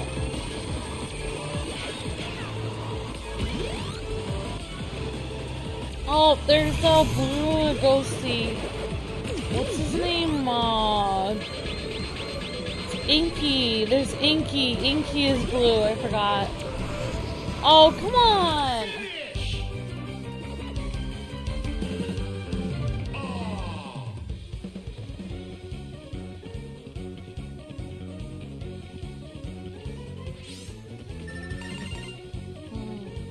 Oh, yeah, you have to spend money to make money. That's how it is in everything.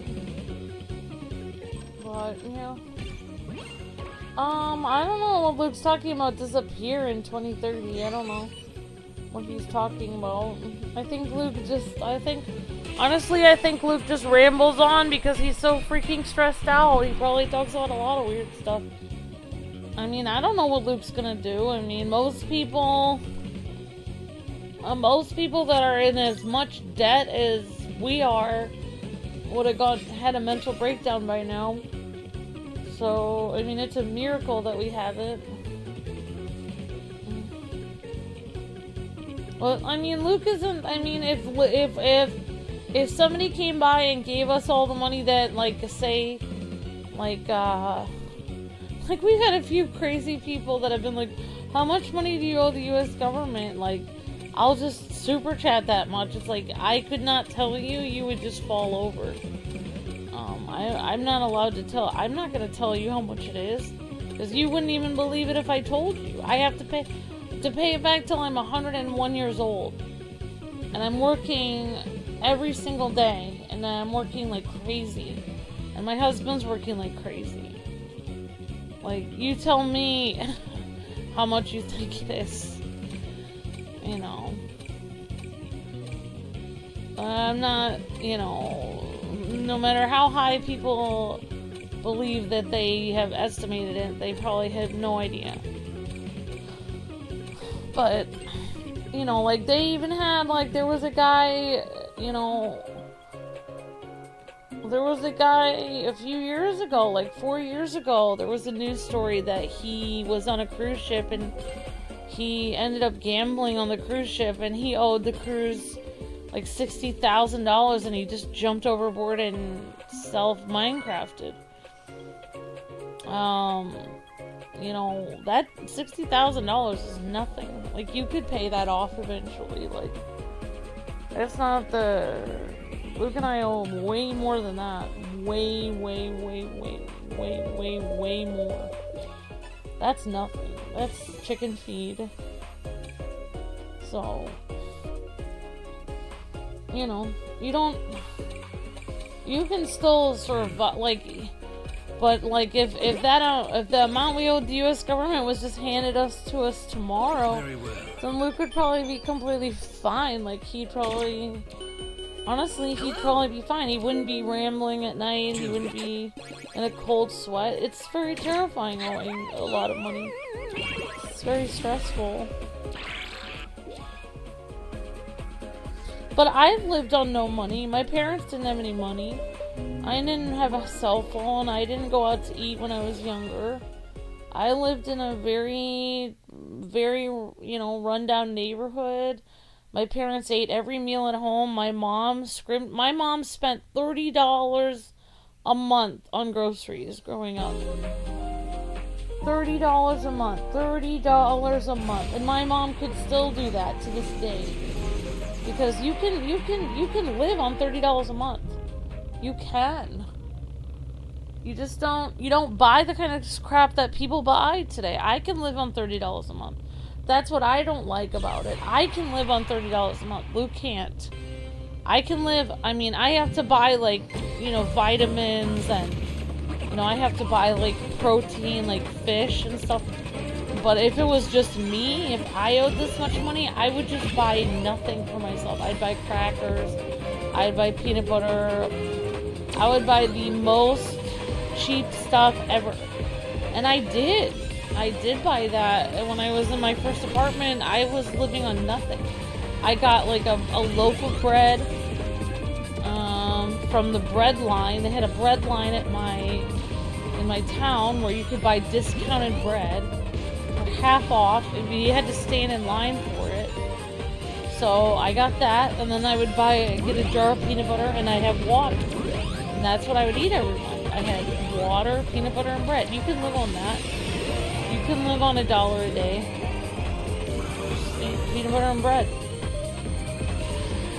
But, I mean, Luke works so hard. He has to have fish. He has to have some nutrients. I actually got tremendously sick. I actually got so sick I almost had to go to the hospital for malnourishment, though. Like, I got so incredibly sick from just eating peanut butter and bread. But I did it for quite a while, for months.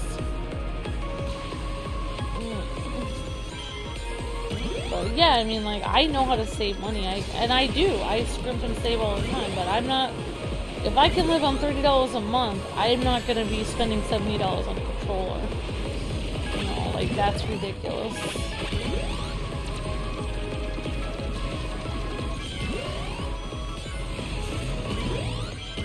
If it's something I need, like if it's a new game I need for my business, yeah, I'll be getting the new game, but I'm not buying a new controller to make myself feel better. I don't buy anything to make myself feel better. I just buy stuff for the business.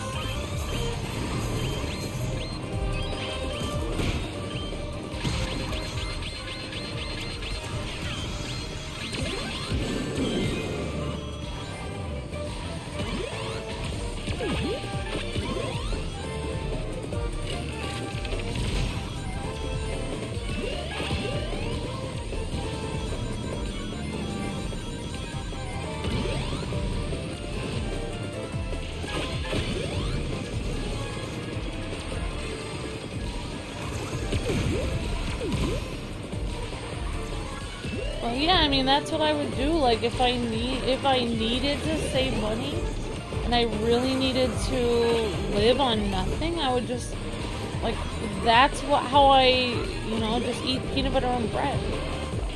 If you don't have a toaster, just spread the peanut butter on the bread. Honestly, peanut butter has oil and it has protein in it.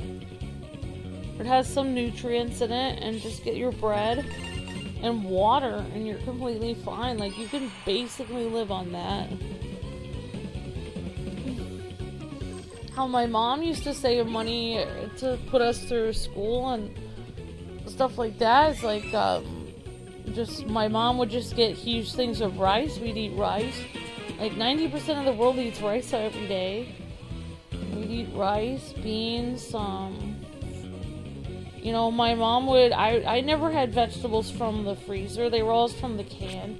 Canned vegetables, rice, and, tuna fish, whatever's cheap protein. My mom still fed us pretty well, but she definitely, I only ate on $30 a month. And I could do that again if I had to.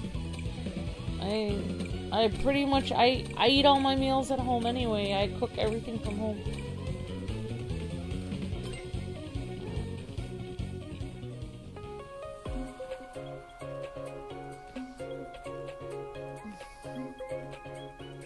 Yeah, exactly, Miss Tana. You can have beans and rice, exactly. Like, it's not even like people, like, act like, oh, it's like, you don't need to go to, people don't need to go to, like, even people, like, that go to McDonald's and stuff, like, all the time, or have, like, fries and everything. Yeah, it's kind of fun to go to McDonald's, but in reality, it's not like you're eating better food going to McDonald's, because a lot of it is just grease, and, like, you don't even need all that. Like, you can eat, like, I think Americans could eat on way less than they eat. Like, you can eat on so much less. And of course, my mom shopped at Aldi and discount stores. So, like, where you shop also depends on, if you shop somewhere where lemons are like $1 a piece, like at a fancy grocery store, yeah, you're gonna be spending your money real fast. If you shop somewhere where lemons are like 10 cents a piece, you're going to be saving a lot. It all depends where you shop also. Like...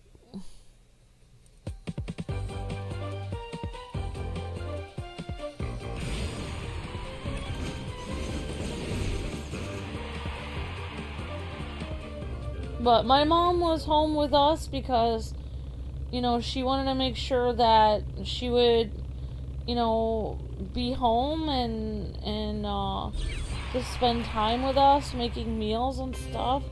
A lot of I wasn't a latchkey kid. My mom wasn't out working when I was in school. My mom was always home.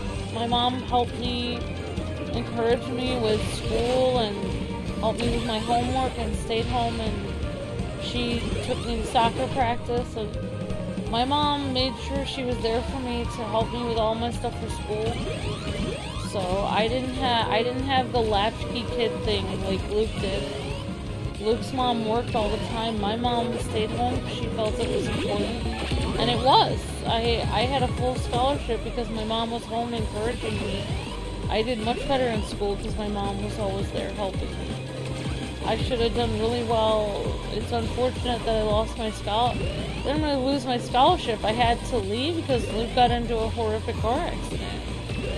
I couldn't stay there, and by the time I moved to another state, nobody knew me there. I didn't have any references. I had to get all these references from school, and when I lost my scholarship, nobody knew what to say. My teachers didn't really like me after that. They were angry with me because I didn't go to the college I was supposed to go to, so I figured I'd have to start over in another state and start earning like points with new teachers and taking lessons somewhere else so I could get another scholarship. But I never was able to do that because I never was in one state for very long. Because I had to keep moving around because Luke's health was so bad. so there was nothing I could do.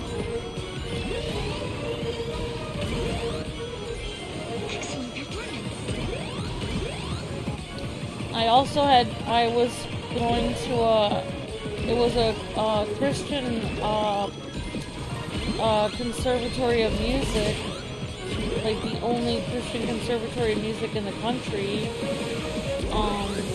And so I had to get references for church, and it's very hard for me to even now, like, it's very hard for me to even go to church because, like, I'm usually up so late at night. I make it to church, but I don't have very good references from any church. I can't go to a Christian college because I don't have very good references from church. Because, you know, my husband, he's there sometimes, but sometimes I have to bring him in late because he's dragging his foot. He can barely walk. And people, no offense, but people at church are mean about people with disabilities. They don't want to see that. They want everyone to be smiling and in their place 10 minutes before the service. They don't, you know, and I can't be in the praise team because I have to work so much because I don't have any money. Praise team, they have to practice late at night. I don't have that time. I have to stream on Thursday nights. I can't make it to 2 services on Sundays. I can't be there from 6 in the morning until 12:30 in the afternoon every Sunday.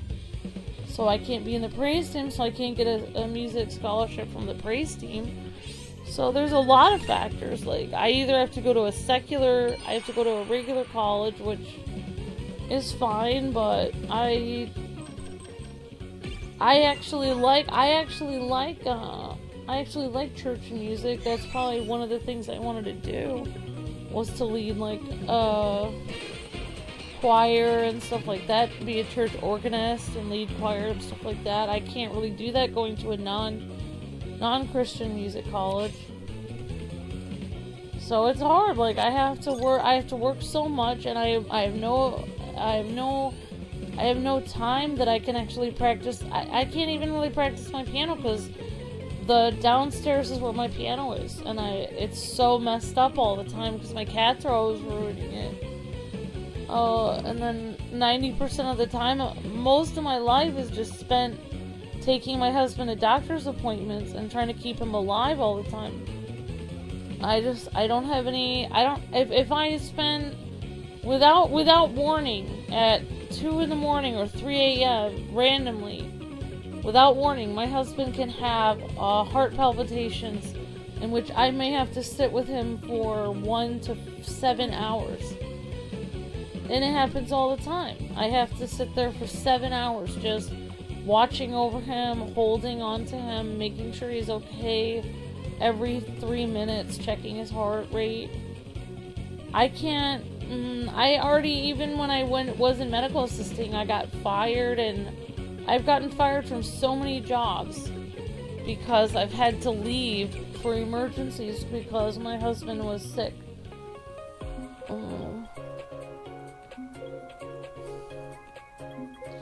So, I mean, when 90% of your time and energy is either rushing home to get the views up on a channel that's dying, or rushing home to take care of your sick husband who is potentially dying, you know, you can't really, you know, I've had several times where I've had to explain even my job at home where in the morning, where they've been kind of weirded out when I said my husband's really sick and I might have to leave, and, you know,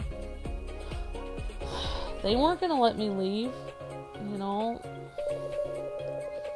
So, I mean, it's not, you can't really plan, when your whole life is taking care of crises at home, you can't. And in addition, my family doesn't understand how little money we have, and they're always mean to me, and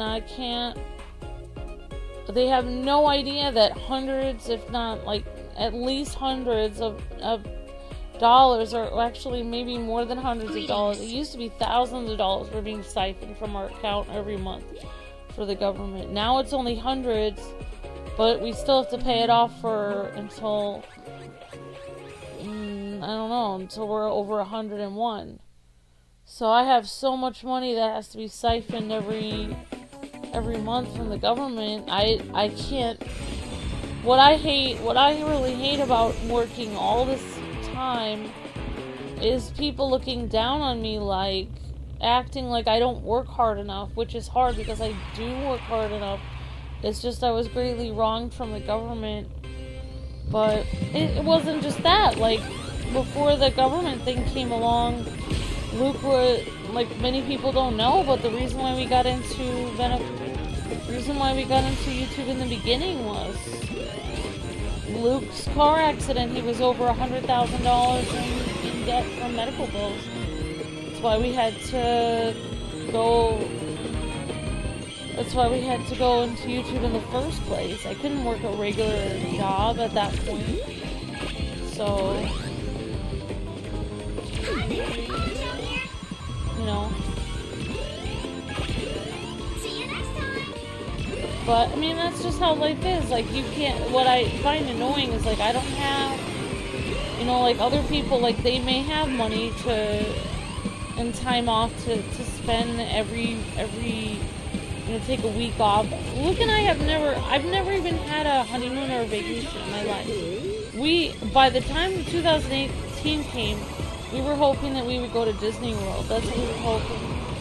We've never actually gone on vacation for a week ever, our entire marriage, and it's 19 years. When we got married, I took 3 days off and we went to Six Flags, and that was it. That was our honeymoon. We've never, like, my sister-in-law got married 5-something years ago. She went to, like, Europe or something.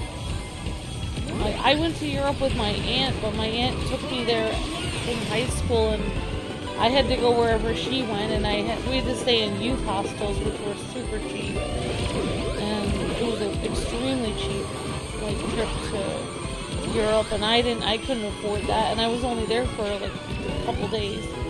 And she was looking for her ex-husband there anyway, so I wasn't even on a vacation anyway. But yeah, I mean, like, my whole life, I'll just be working to pay back money that I don't owe, and then, you know, we've never gotten a vacation.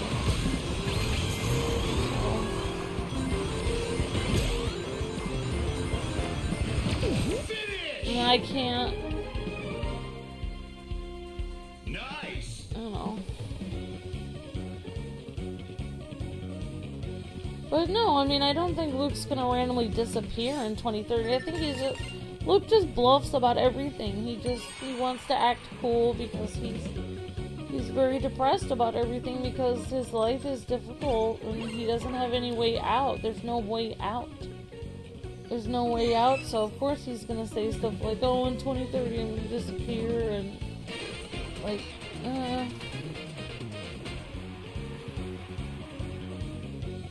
you know, I don't really care. Like, Luke can say whatever he wants at night. I don't even care, because at the end of the day, like, it doesn't, you know, I know that he loves me. He's not gonna do anything crazy. You know, like, he and I both believe that our life belongs to God. I don't believe in Minecrafting, anything like that, because I believe God would be very upset with me. I believe there's very bad consequences if you do that. My life doesn't belong to myself. My life belongs to God. So I don't have an option to do that, and Luke wouldn't do that either. So Luke and I are here. I believe that you know, I believe that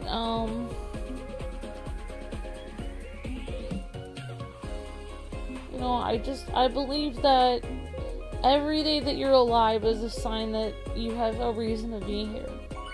And even if you don't know what the reason is, you know, you being alive is enough for you to keep going. Because every day that you wake up and you're alive, it's God saying to you, there's a reason why you're still here.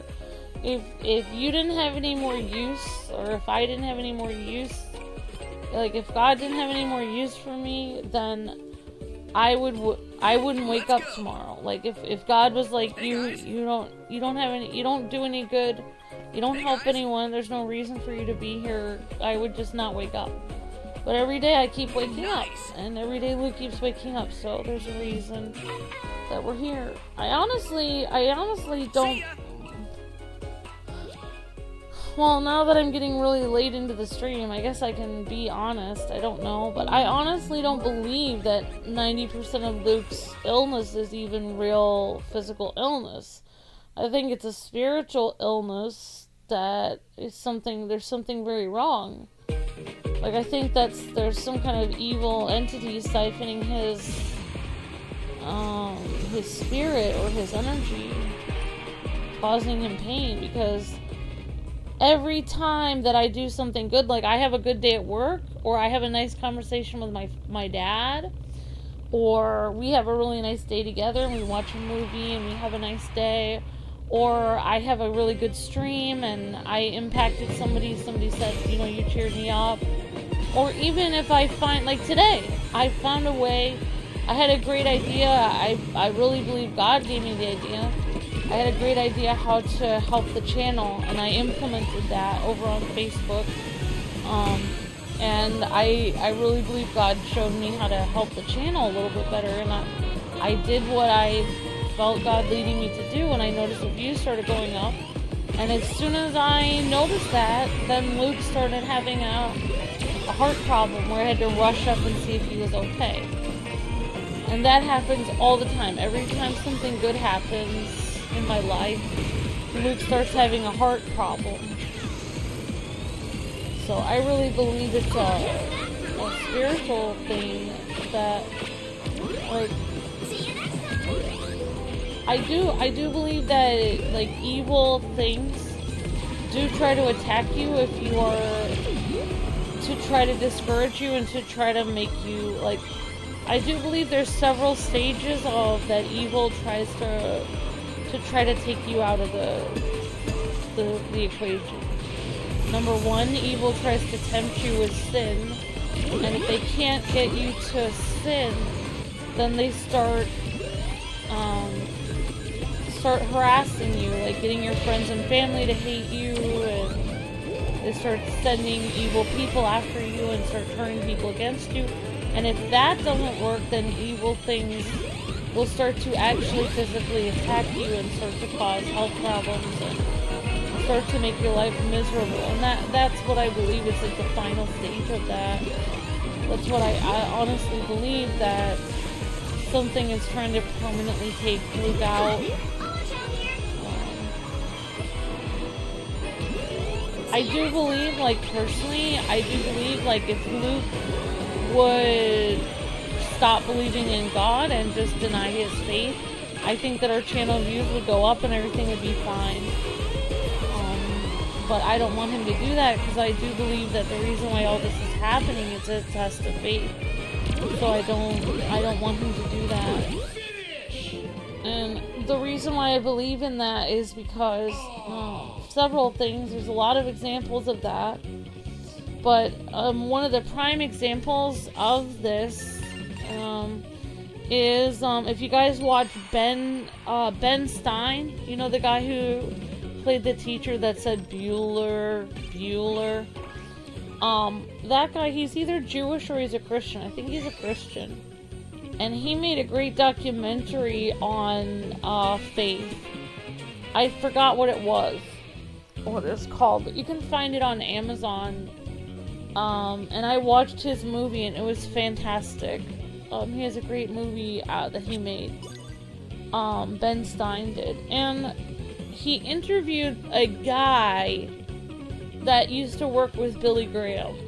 And honestly, it's one of the most interesting interviews I've ever watched.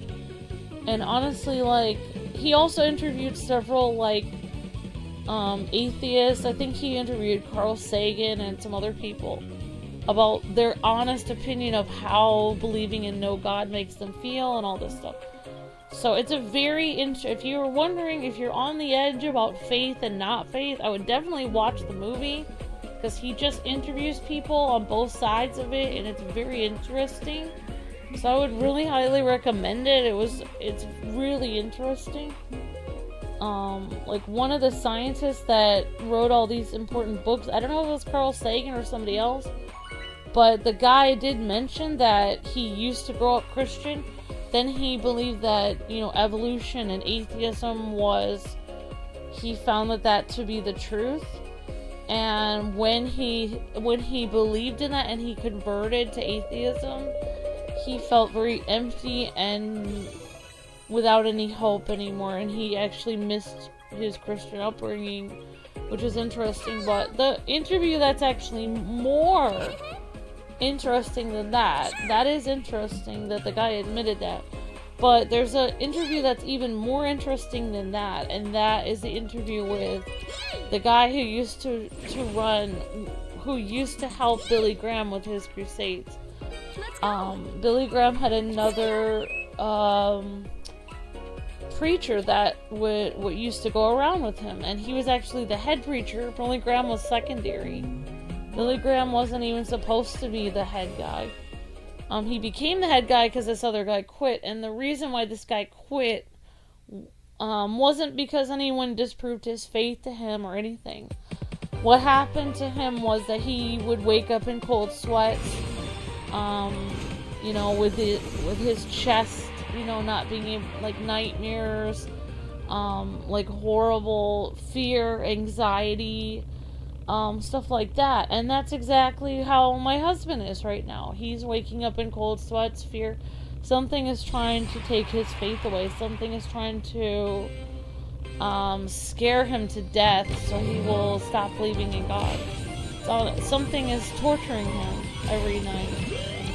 I honestly believe that with all my heart, that something is torturing him. It's not, I don't really believe it's a real medical, I do believe he's actually experiencing real medical symptoms, like his heart racing, him sweating, dehydration, all this. But I think that something evil is causing it. And I do believe that's possible, definitely. And this guy experienced horrible fear and nightmares and horrific, just waking up all the time and basically being sifted like wheat, as they say, just tortured, mentally tortured by something. And that's what's happening to my husband right now. Has been happening to him for probably 18 years. And this guy said that as soon as he stopped believing in God, all of the harassment, and by harassment I meant like demonic harassment, the night sweats, the terror, the anxiety, the waking up without being able to breathe and heart racing, all of that stopped as soon as he just decided he would stop believing in God and stop preaching. All of that stopped, and he was able to live his life. And he lived the rest of his life a non-believer. And honestly, that's scary because that just proves that something was trying to get him to stop believing in God. And for me, as a Christian, that shows me more than ever that God exists. If evil exists, then the opposite exists, which is good, and God is good. So. But that's honestly what I honestly believe, is that, you know, something is causing this to happen.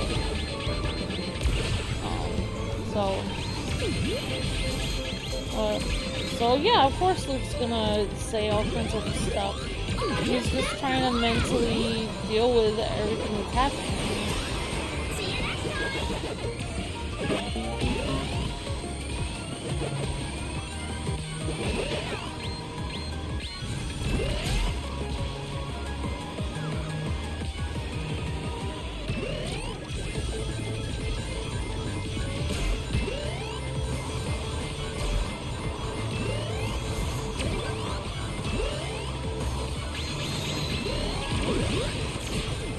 Thank you, Sonoma, I appreciate it.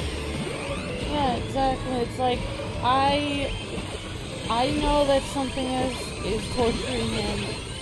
Something evil is torturing him every day, and has been torturing him for 18 years. Something is trying to get him to deny his faith.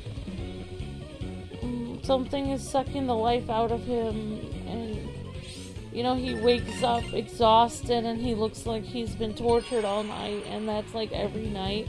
And it's been like that for 18 years, but you know,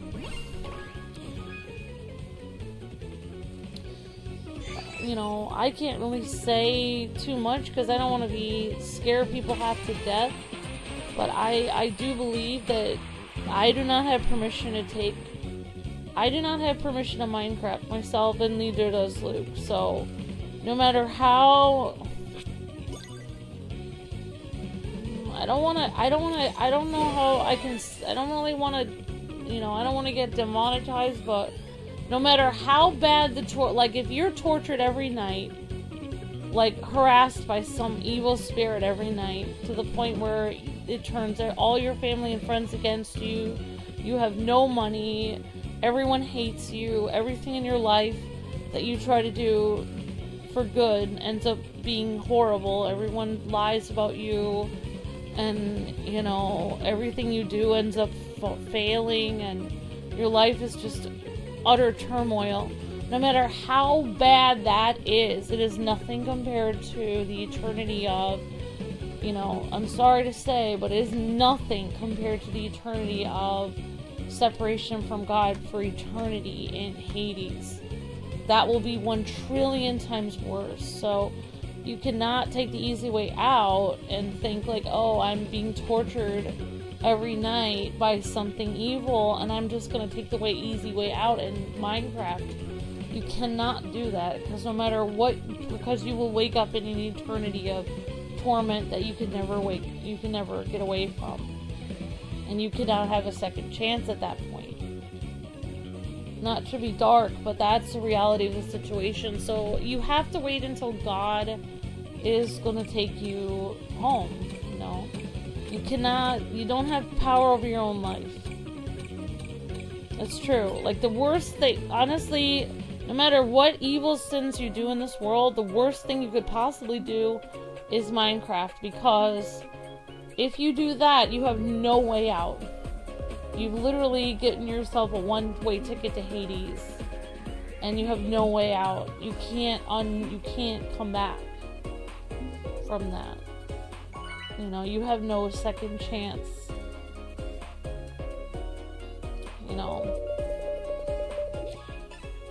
If you commit a felony, then you at least are in prison and you have a chance to repent before God before you end up dying, and then you have a way to get to heaven at that point. But you cannot ever take your own life. You never ever do that. Ever. So you have to wait on God, because God never gives you something that you cannot bear. So if my husband is being mentally tortured every day, then God knows that he can bear it. Which is, insane that my husband can bear that, but he can. God knows he can take it, So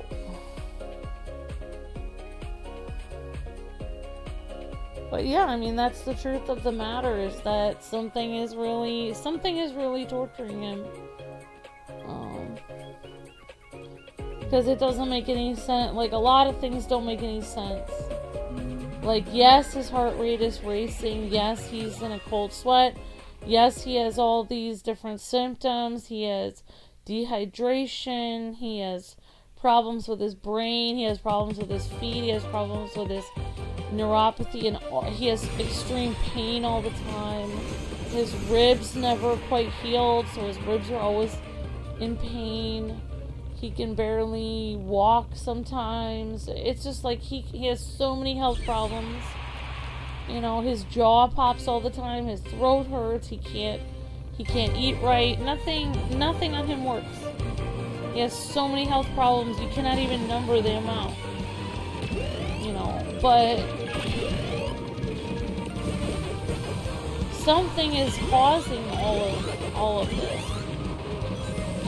It's what I honestly believe, and something is really angry that, like the person in the chat said, like, that he's made an impact on people. I mean, evil spirits get very angry.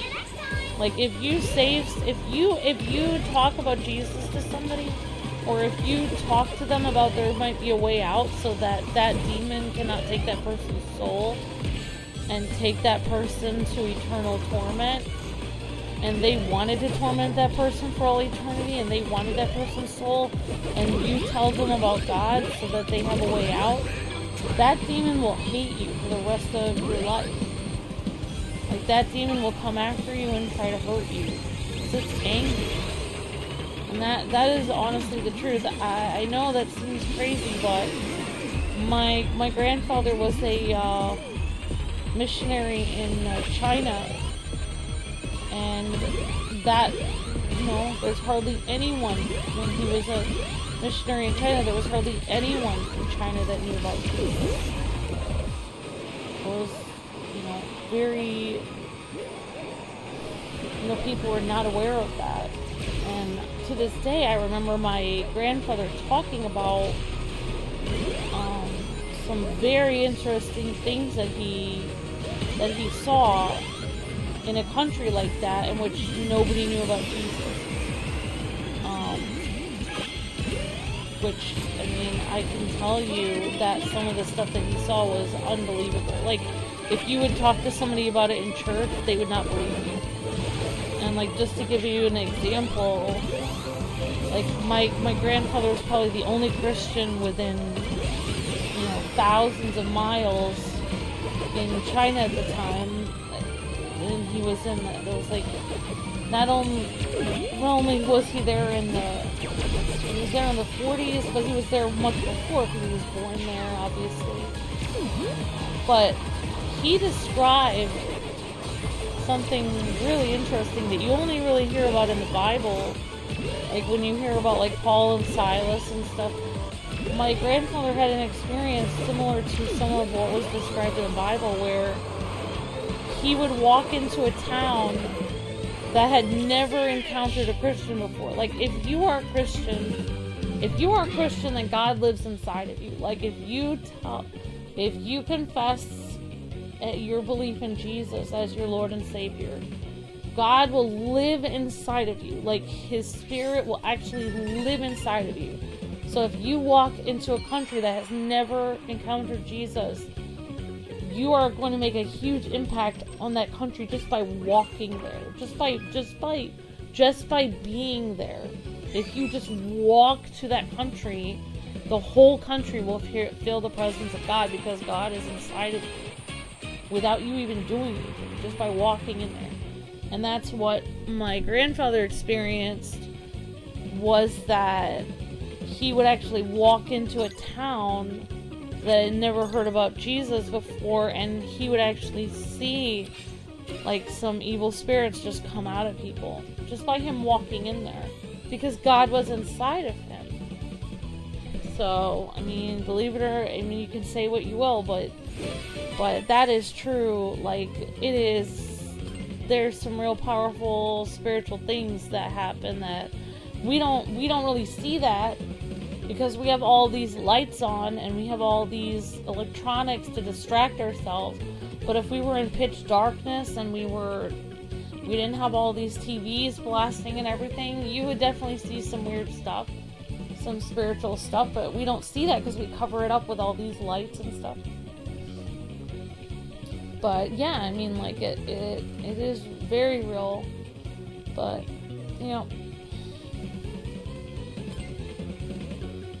if my husband was just, if it was just physical what he was going through, then why sometimes when he is just extremely flailing around and unable to breathe and just his heart rate is rapid, I put on the Psalms very quietly near him, and he's able to sleep. Why is it that when I pray for him, his heart rate can calm down? It doesn't make any sense, Why would that be? if it was just a physical thing. If it was just if there was no spiritual element to it.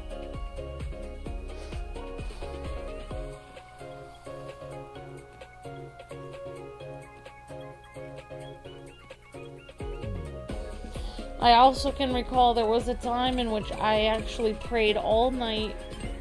I prayed the entire night. I did not sleep at all, and I just prayed all night. I was on my knees all night praying. And I woke up the next morning, and Luke seemed way better. He didn't have as much pain. He was smiling at me, and he said good morning, which he never does. He's usually, when my husband wakes up, he usually looks like someone who's been through a war. He can barely talk to me for hours. He's in excruciating pain all the time. And my husband actually said good morning to me for once. That was when I prayed all night. So there's definitely a spiritual element to what he's going through. But I can't pray all night every single night because I have to go to work. And I have to pay bills. And I have to feed my cats. And I have to cook dinner. So I can't do that every single night.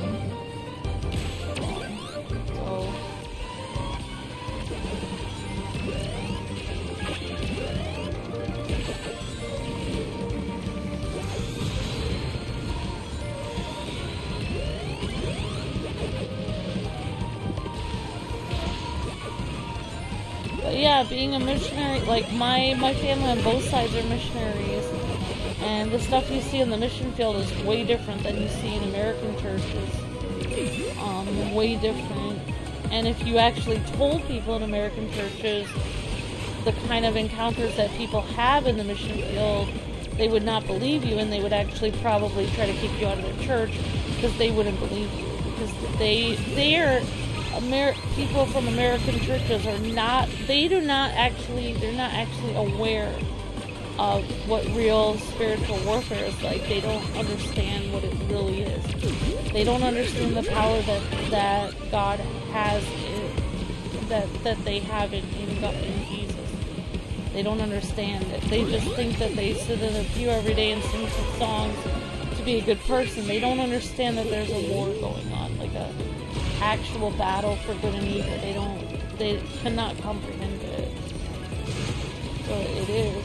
And that's why, like, being on the internet is so important, because there is a battle of good and evil, and the internet is one of the front lines. You know, how many people that are up late at night at 3 a.m., that are, trying to stay up so that they don't have to go to sleep, and they're watching a live stream. How many people at 3 a.m. watching a live stream on Saturday night? How many of those people are getting ready to go to church the next day? 0. None of them. And that's why people who are Christians need to be streaming at 3 a.m. on Saturday night. Because if there's no Christians, you have to be the one. If there's no Christians in an area, you need to be the Christian that is there. Because God's presence has to be there somewhere. Because without God, things get very scary and dangerous. If you see a place where where you don't see God, then that's where God needs to be. Like, that's why Jesus says you're the salt of the earth. Salt not only gives meat its flavor, but it also preserves. The presence of God in Christians preserves the earth. Like, God's presence is felt if a Christian is near. You can feel God's presence in that area. Even if that Christian is just walking there and not doing anything, God is living in them. So it helps that area not to get as dark spiritually. It helps bad things not to happen as much. So it helps.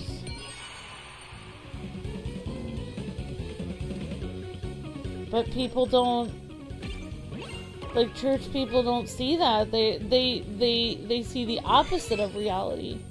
Church people go, well, I don't see a lot of God in a comic book store, so we're gonna stay away from comic book stores. Whereas your reaction as a Christian should be, I don't see God in comic book stores, So let's bring God into comic book stores so that you're not leaving anyone behind, so that you have God there, so that people in comic book stores can find God and be saved and have a relationship with God and have a better life and be brought out of darkness into light. You shouldn't say, oh, I don't see God here, so I'm going to stay away from it. You should try to bring God into to those people.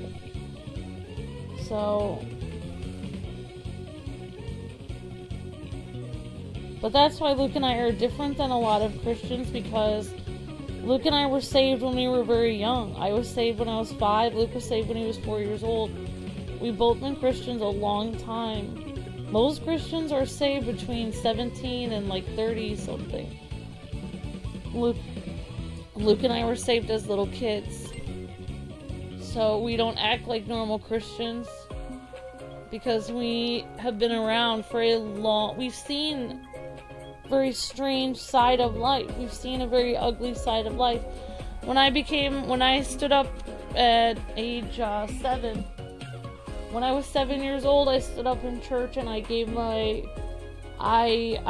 knelt down in church and I said I was a believer in Jesus, and I said it publicly in the church. And after 7 years old, Hello.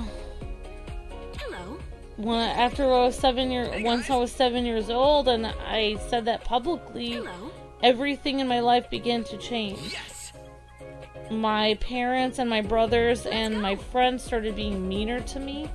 I also had my eyes open. I looked at things differently at 7 years old. Hello. I had an aunt who used to come by my parents' house, and she used to give gifts from other countries and shower us with gifts, and then she would be really mean to my mom and my dad and say horrific things to them, but she would be very manipulative and basically use the fact that the kids liked her so that she could be mean and take advantage of my parents. At 7 years old, I switched. I was able to see that she wasn't a good person. I could see it because God opened my eyes to that, and I didn't drool over her gifts anymore. And I didn't do anything. Just God revealed that to me. And then Luke had the experience when he was a little kid. Luke had the experience, my husband, Kwing, my husband had the experience that he would go over he got saved when he was 4 years old. My husband would go over to people's houses as a little kid, and, as a little kid, 8 years old, 7 years old, 9 years old, whatever. He would go over to other kids' houses, and, I kid you not, he told me that there were a few times where, he actually had experiences in which he would be over there with 4 or 5 other boys, and none of them were Christians, obviously, because how many people become a Christian as a little kid? Hardly any. And they would ask him something about if he believed in Jesus or something randomly, and if he said yes, his dad had to pick him up a few times, especially one instance where they asked him if he believed in Jesus, and he said he did, and all 5 of the boys right after that, it was like a switch went off, and they acted demonic, and they just attacked him and started beating him up, and his dad had to come and get him out of there. I don't know if the father at the place called and his dad over there or something, but he had to get Luke out of there because Luke was getting beat up, and he didn't do anything. They didn't have any reason to beat him up except for the fact he said he believed in Jesus.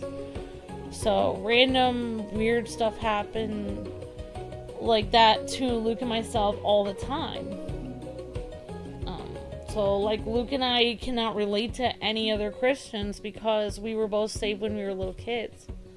So it is a wonder that we actually found each other, because we have been trying to navigate the world, and we've been alone like this whole time. And then when we found each other, it was good because we found somebody else who had the same experience as, you know, as us.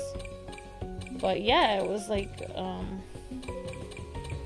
but yeah, I mean, like, that's why, like, Luke and I we know, like, when, like, a pastor of a church or something says, oh, you know, you guys shouldn't play video games online because that's demonic and you need to stay away from that. Luke and I know they're wrong. We don't care, you know, like, we're doing what God told us to do. God told us to be online and be a light for people online, and that's what we're doing.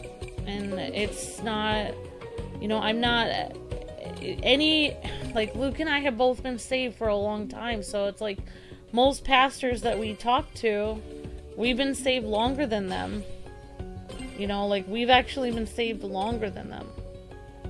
You know. So, I probably threw everyone off, but, I mean, it's the truth. It bothers people, but, I mean, hopefully someday, like, even though it bothers you now, hopefully someday when it matters, maybe when you're 40 or 60 years old and you remember what I said, hopefully it will matter, because, you know, everybody needs Jesus. You need God, or you're gonna be in trouble. That's the one thing you need in life. That, it's like, I was just thinking about it the other day, it's like, I guess nobody is joining, so I'll just go back. I'm just gonna do the tournament one more time. Okay, I'm gonna disband the lobby, but I'll just do the tournament one more time. But basically, like, you guys know, like, the movie, like, Men in Black, where, you guys know the movie Men in Black, where, basically, honestly, I don't know why it's not allowing me to do, okay, it is matchmaking, okay, so I'll do one more. You know, I was just thinking about this the other day, that, you know, the movie Men in Black, where Will Smith, he enters this room, and they're testing to see who's the best candidate, and there's all of these people, and they have these important forms to fill out, and, you know, and they're trying to see if they can fill it out the best, and they're in these ridiculous chairs, you know, at the beginning of Men in Black, the movie, and Will Smith's character is the only person who has the you know, presence of mind to actually get the table and fill his form out on the table. And it turns out that was the test. The test wasn't if you filled the answers incorrectly. The test was, Let's go. are you smart enough to just go over to the table and fill it out? And sometimes I really think about that in life. Like, life is like that. That is what life is. Life is a test, but you don't realize what the test is. Everyone thinks that the test is, did you get into Harvard? Do you have a great pair of shoes? You know, is your hair done really well? That's not the test. That's what everyone thinks the test is, but it's not. It would be like, I was just thinking about this today at my job. I don't know why, but my mind was wandering while I was making lemonade. And I was just thinking about this. Like, it would be like if you were in, you know, you're going through life and you have an ability to get into Harvard, and you're about to go to your Harvard interview, and you think like, oh, I'm gonna do really well in life. You know, I'm about to interview for Harvard, and you get a call that your grandma's really sick. But if you don't make this interview, you're not gonna get into Harvard. But your grandmother really needs you. And so you think the test is whether you're gonna, oh, well, I really need to explain to my grandma that I can't make it, you know, because I really need this Harvard thing. But what if God's test is, you know, what if God's test is whether you're able, what if God's test is what you are willing to give up, you know, for other people? What if the test that God had for you that day wasn't if you could get into Harvard? What if God's test for you was if you were going to go lose your life, you will gain it, but if you gain your life, like, if you try to save your life, you will lose it, but if you lose it for God's sake, for the sake of Christ, you will gain it. You will gain your life. So like the, you know, so that's what life is like. You know, you think that it's about one thing, but it's about another. The test, like with that thing with Will Smith, with that movie, the whole test wasn't what numbers you filled out. It was actually who decided to be smart enough to use the table. And that's honestly what life is like. You think God is testing you on one thing, but he might be testing you on something else. And you might think like, oh, I'm a failure, I haven't done anything right, but maybe you gave up a lot of things for other people. Maybe, you know, when you were supposed to be, you know, working hard and getting into a good college and going to school, you were helping your brother with something he needed, and you didn't end up getting into that good school. But maybe for God, you did pass the test. For the world, you didn't pass the test, but for God, you did, because God wasn't checking if you went to that good school. God was actually checking to see if you would help your brother.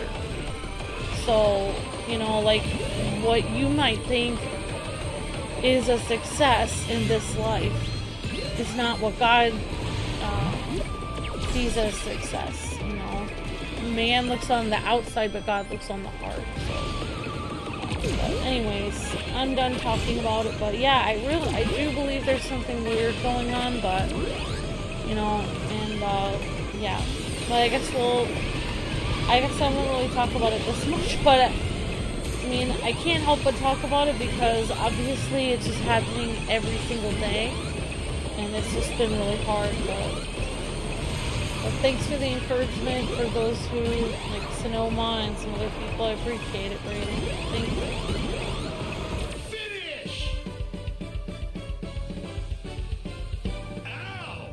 Thank you, Nick's Galaxy. I appreciate it. Thank you very much. You're amazing, Nick's Galaxy. That's why, you know, like some people, they get very depressed about their life, thinking like, I haven't amounted to anything. Well, maybe you haven't amounted to anything in this life, but maybe you have done some very good things that you aren't even aware of, that you have done some things and sacrificed some things in your life that to God was very important and worth more than anything that you could have done to get an award or anything like that.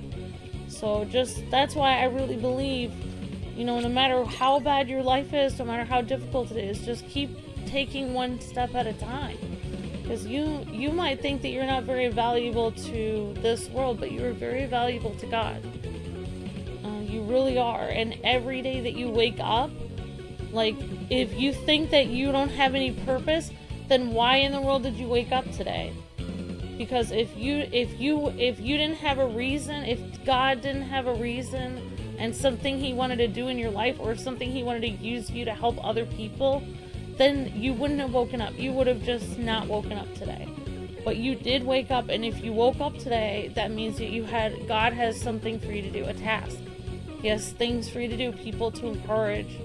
You know, laughter, you can make people laugh, you can, you know, you can be there for your pets and snuggle them. There's a lot of things, and you think that that's not important, but that could be the most important thing. It actually could. You might not realize it, but it could be the most important thing. Just loving people and caring about them, and just trying to, you know, just trying to just do the best you can. Just trying to every day just do your regular tasks with a good attitude, like just doing your laundry and just having, just trying your best to keep going, even if you're failing all the time. Just taking one step at a time and keep going. That is important. That matters to God. So, and it matters to me. I'm proud of you if you do that. So I'm proud of you just trying every day. Just trying your best. I'm very proud of you. So, alright guys, well, I'm sorry that we got off on a weird topic, but I guess I needed to talk about it. But yeah, so alright guys, well, we'll do more videos in which I will hang out with people and play. This festival is going on for 2 more days, so maybe I'll do some tonight, or maybe I'll do some in the next couple days. I think on Sunday night I have this is going on until Sunday at 7, and so maybe I can do it on Saturday or Sunday. Alright guys, well thank you so much for hanging out. I really appreciate you guys and gals. Thank you for spending time with me and for playing with me. I will see you guys on the next stream coming up in just a few minutes. Thanks for watching, everyone, and for the encouragement. Alright guys, God bless and happy gaming. See you guys on the next stream.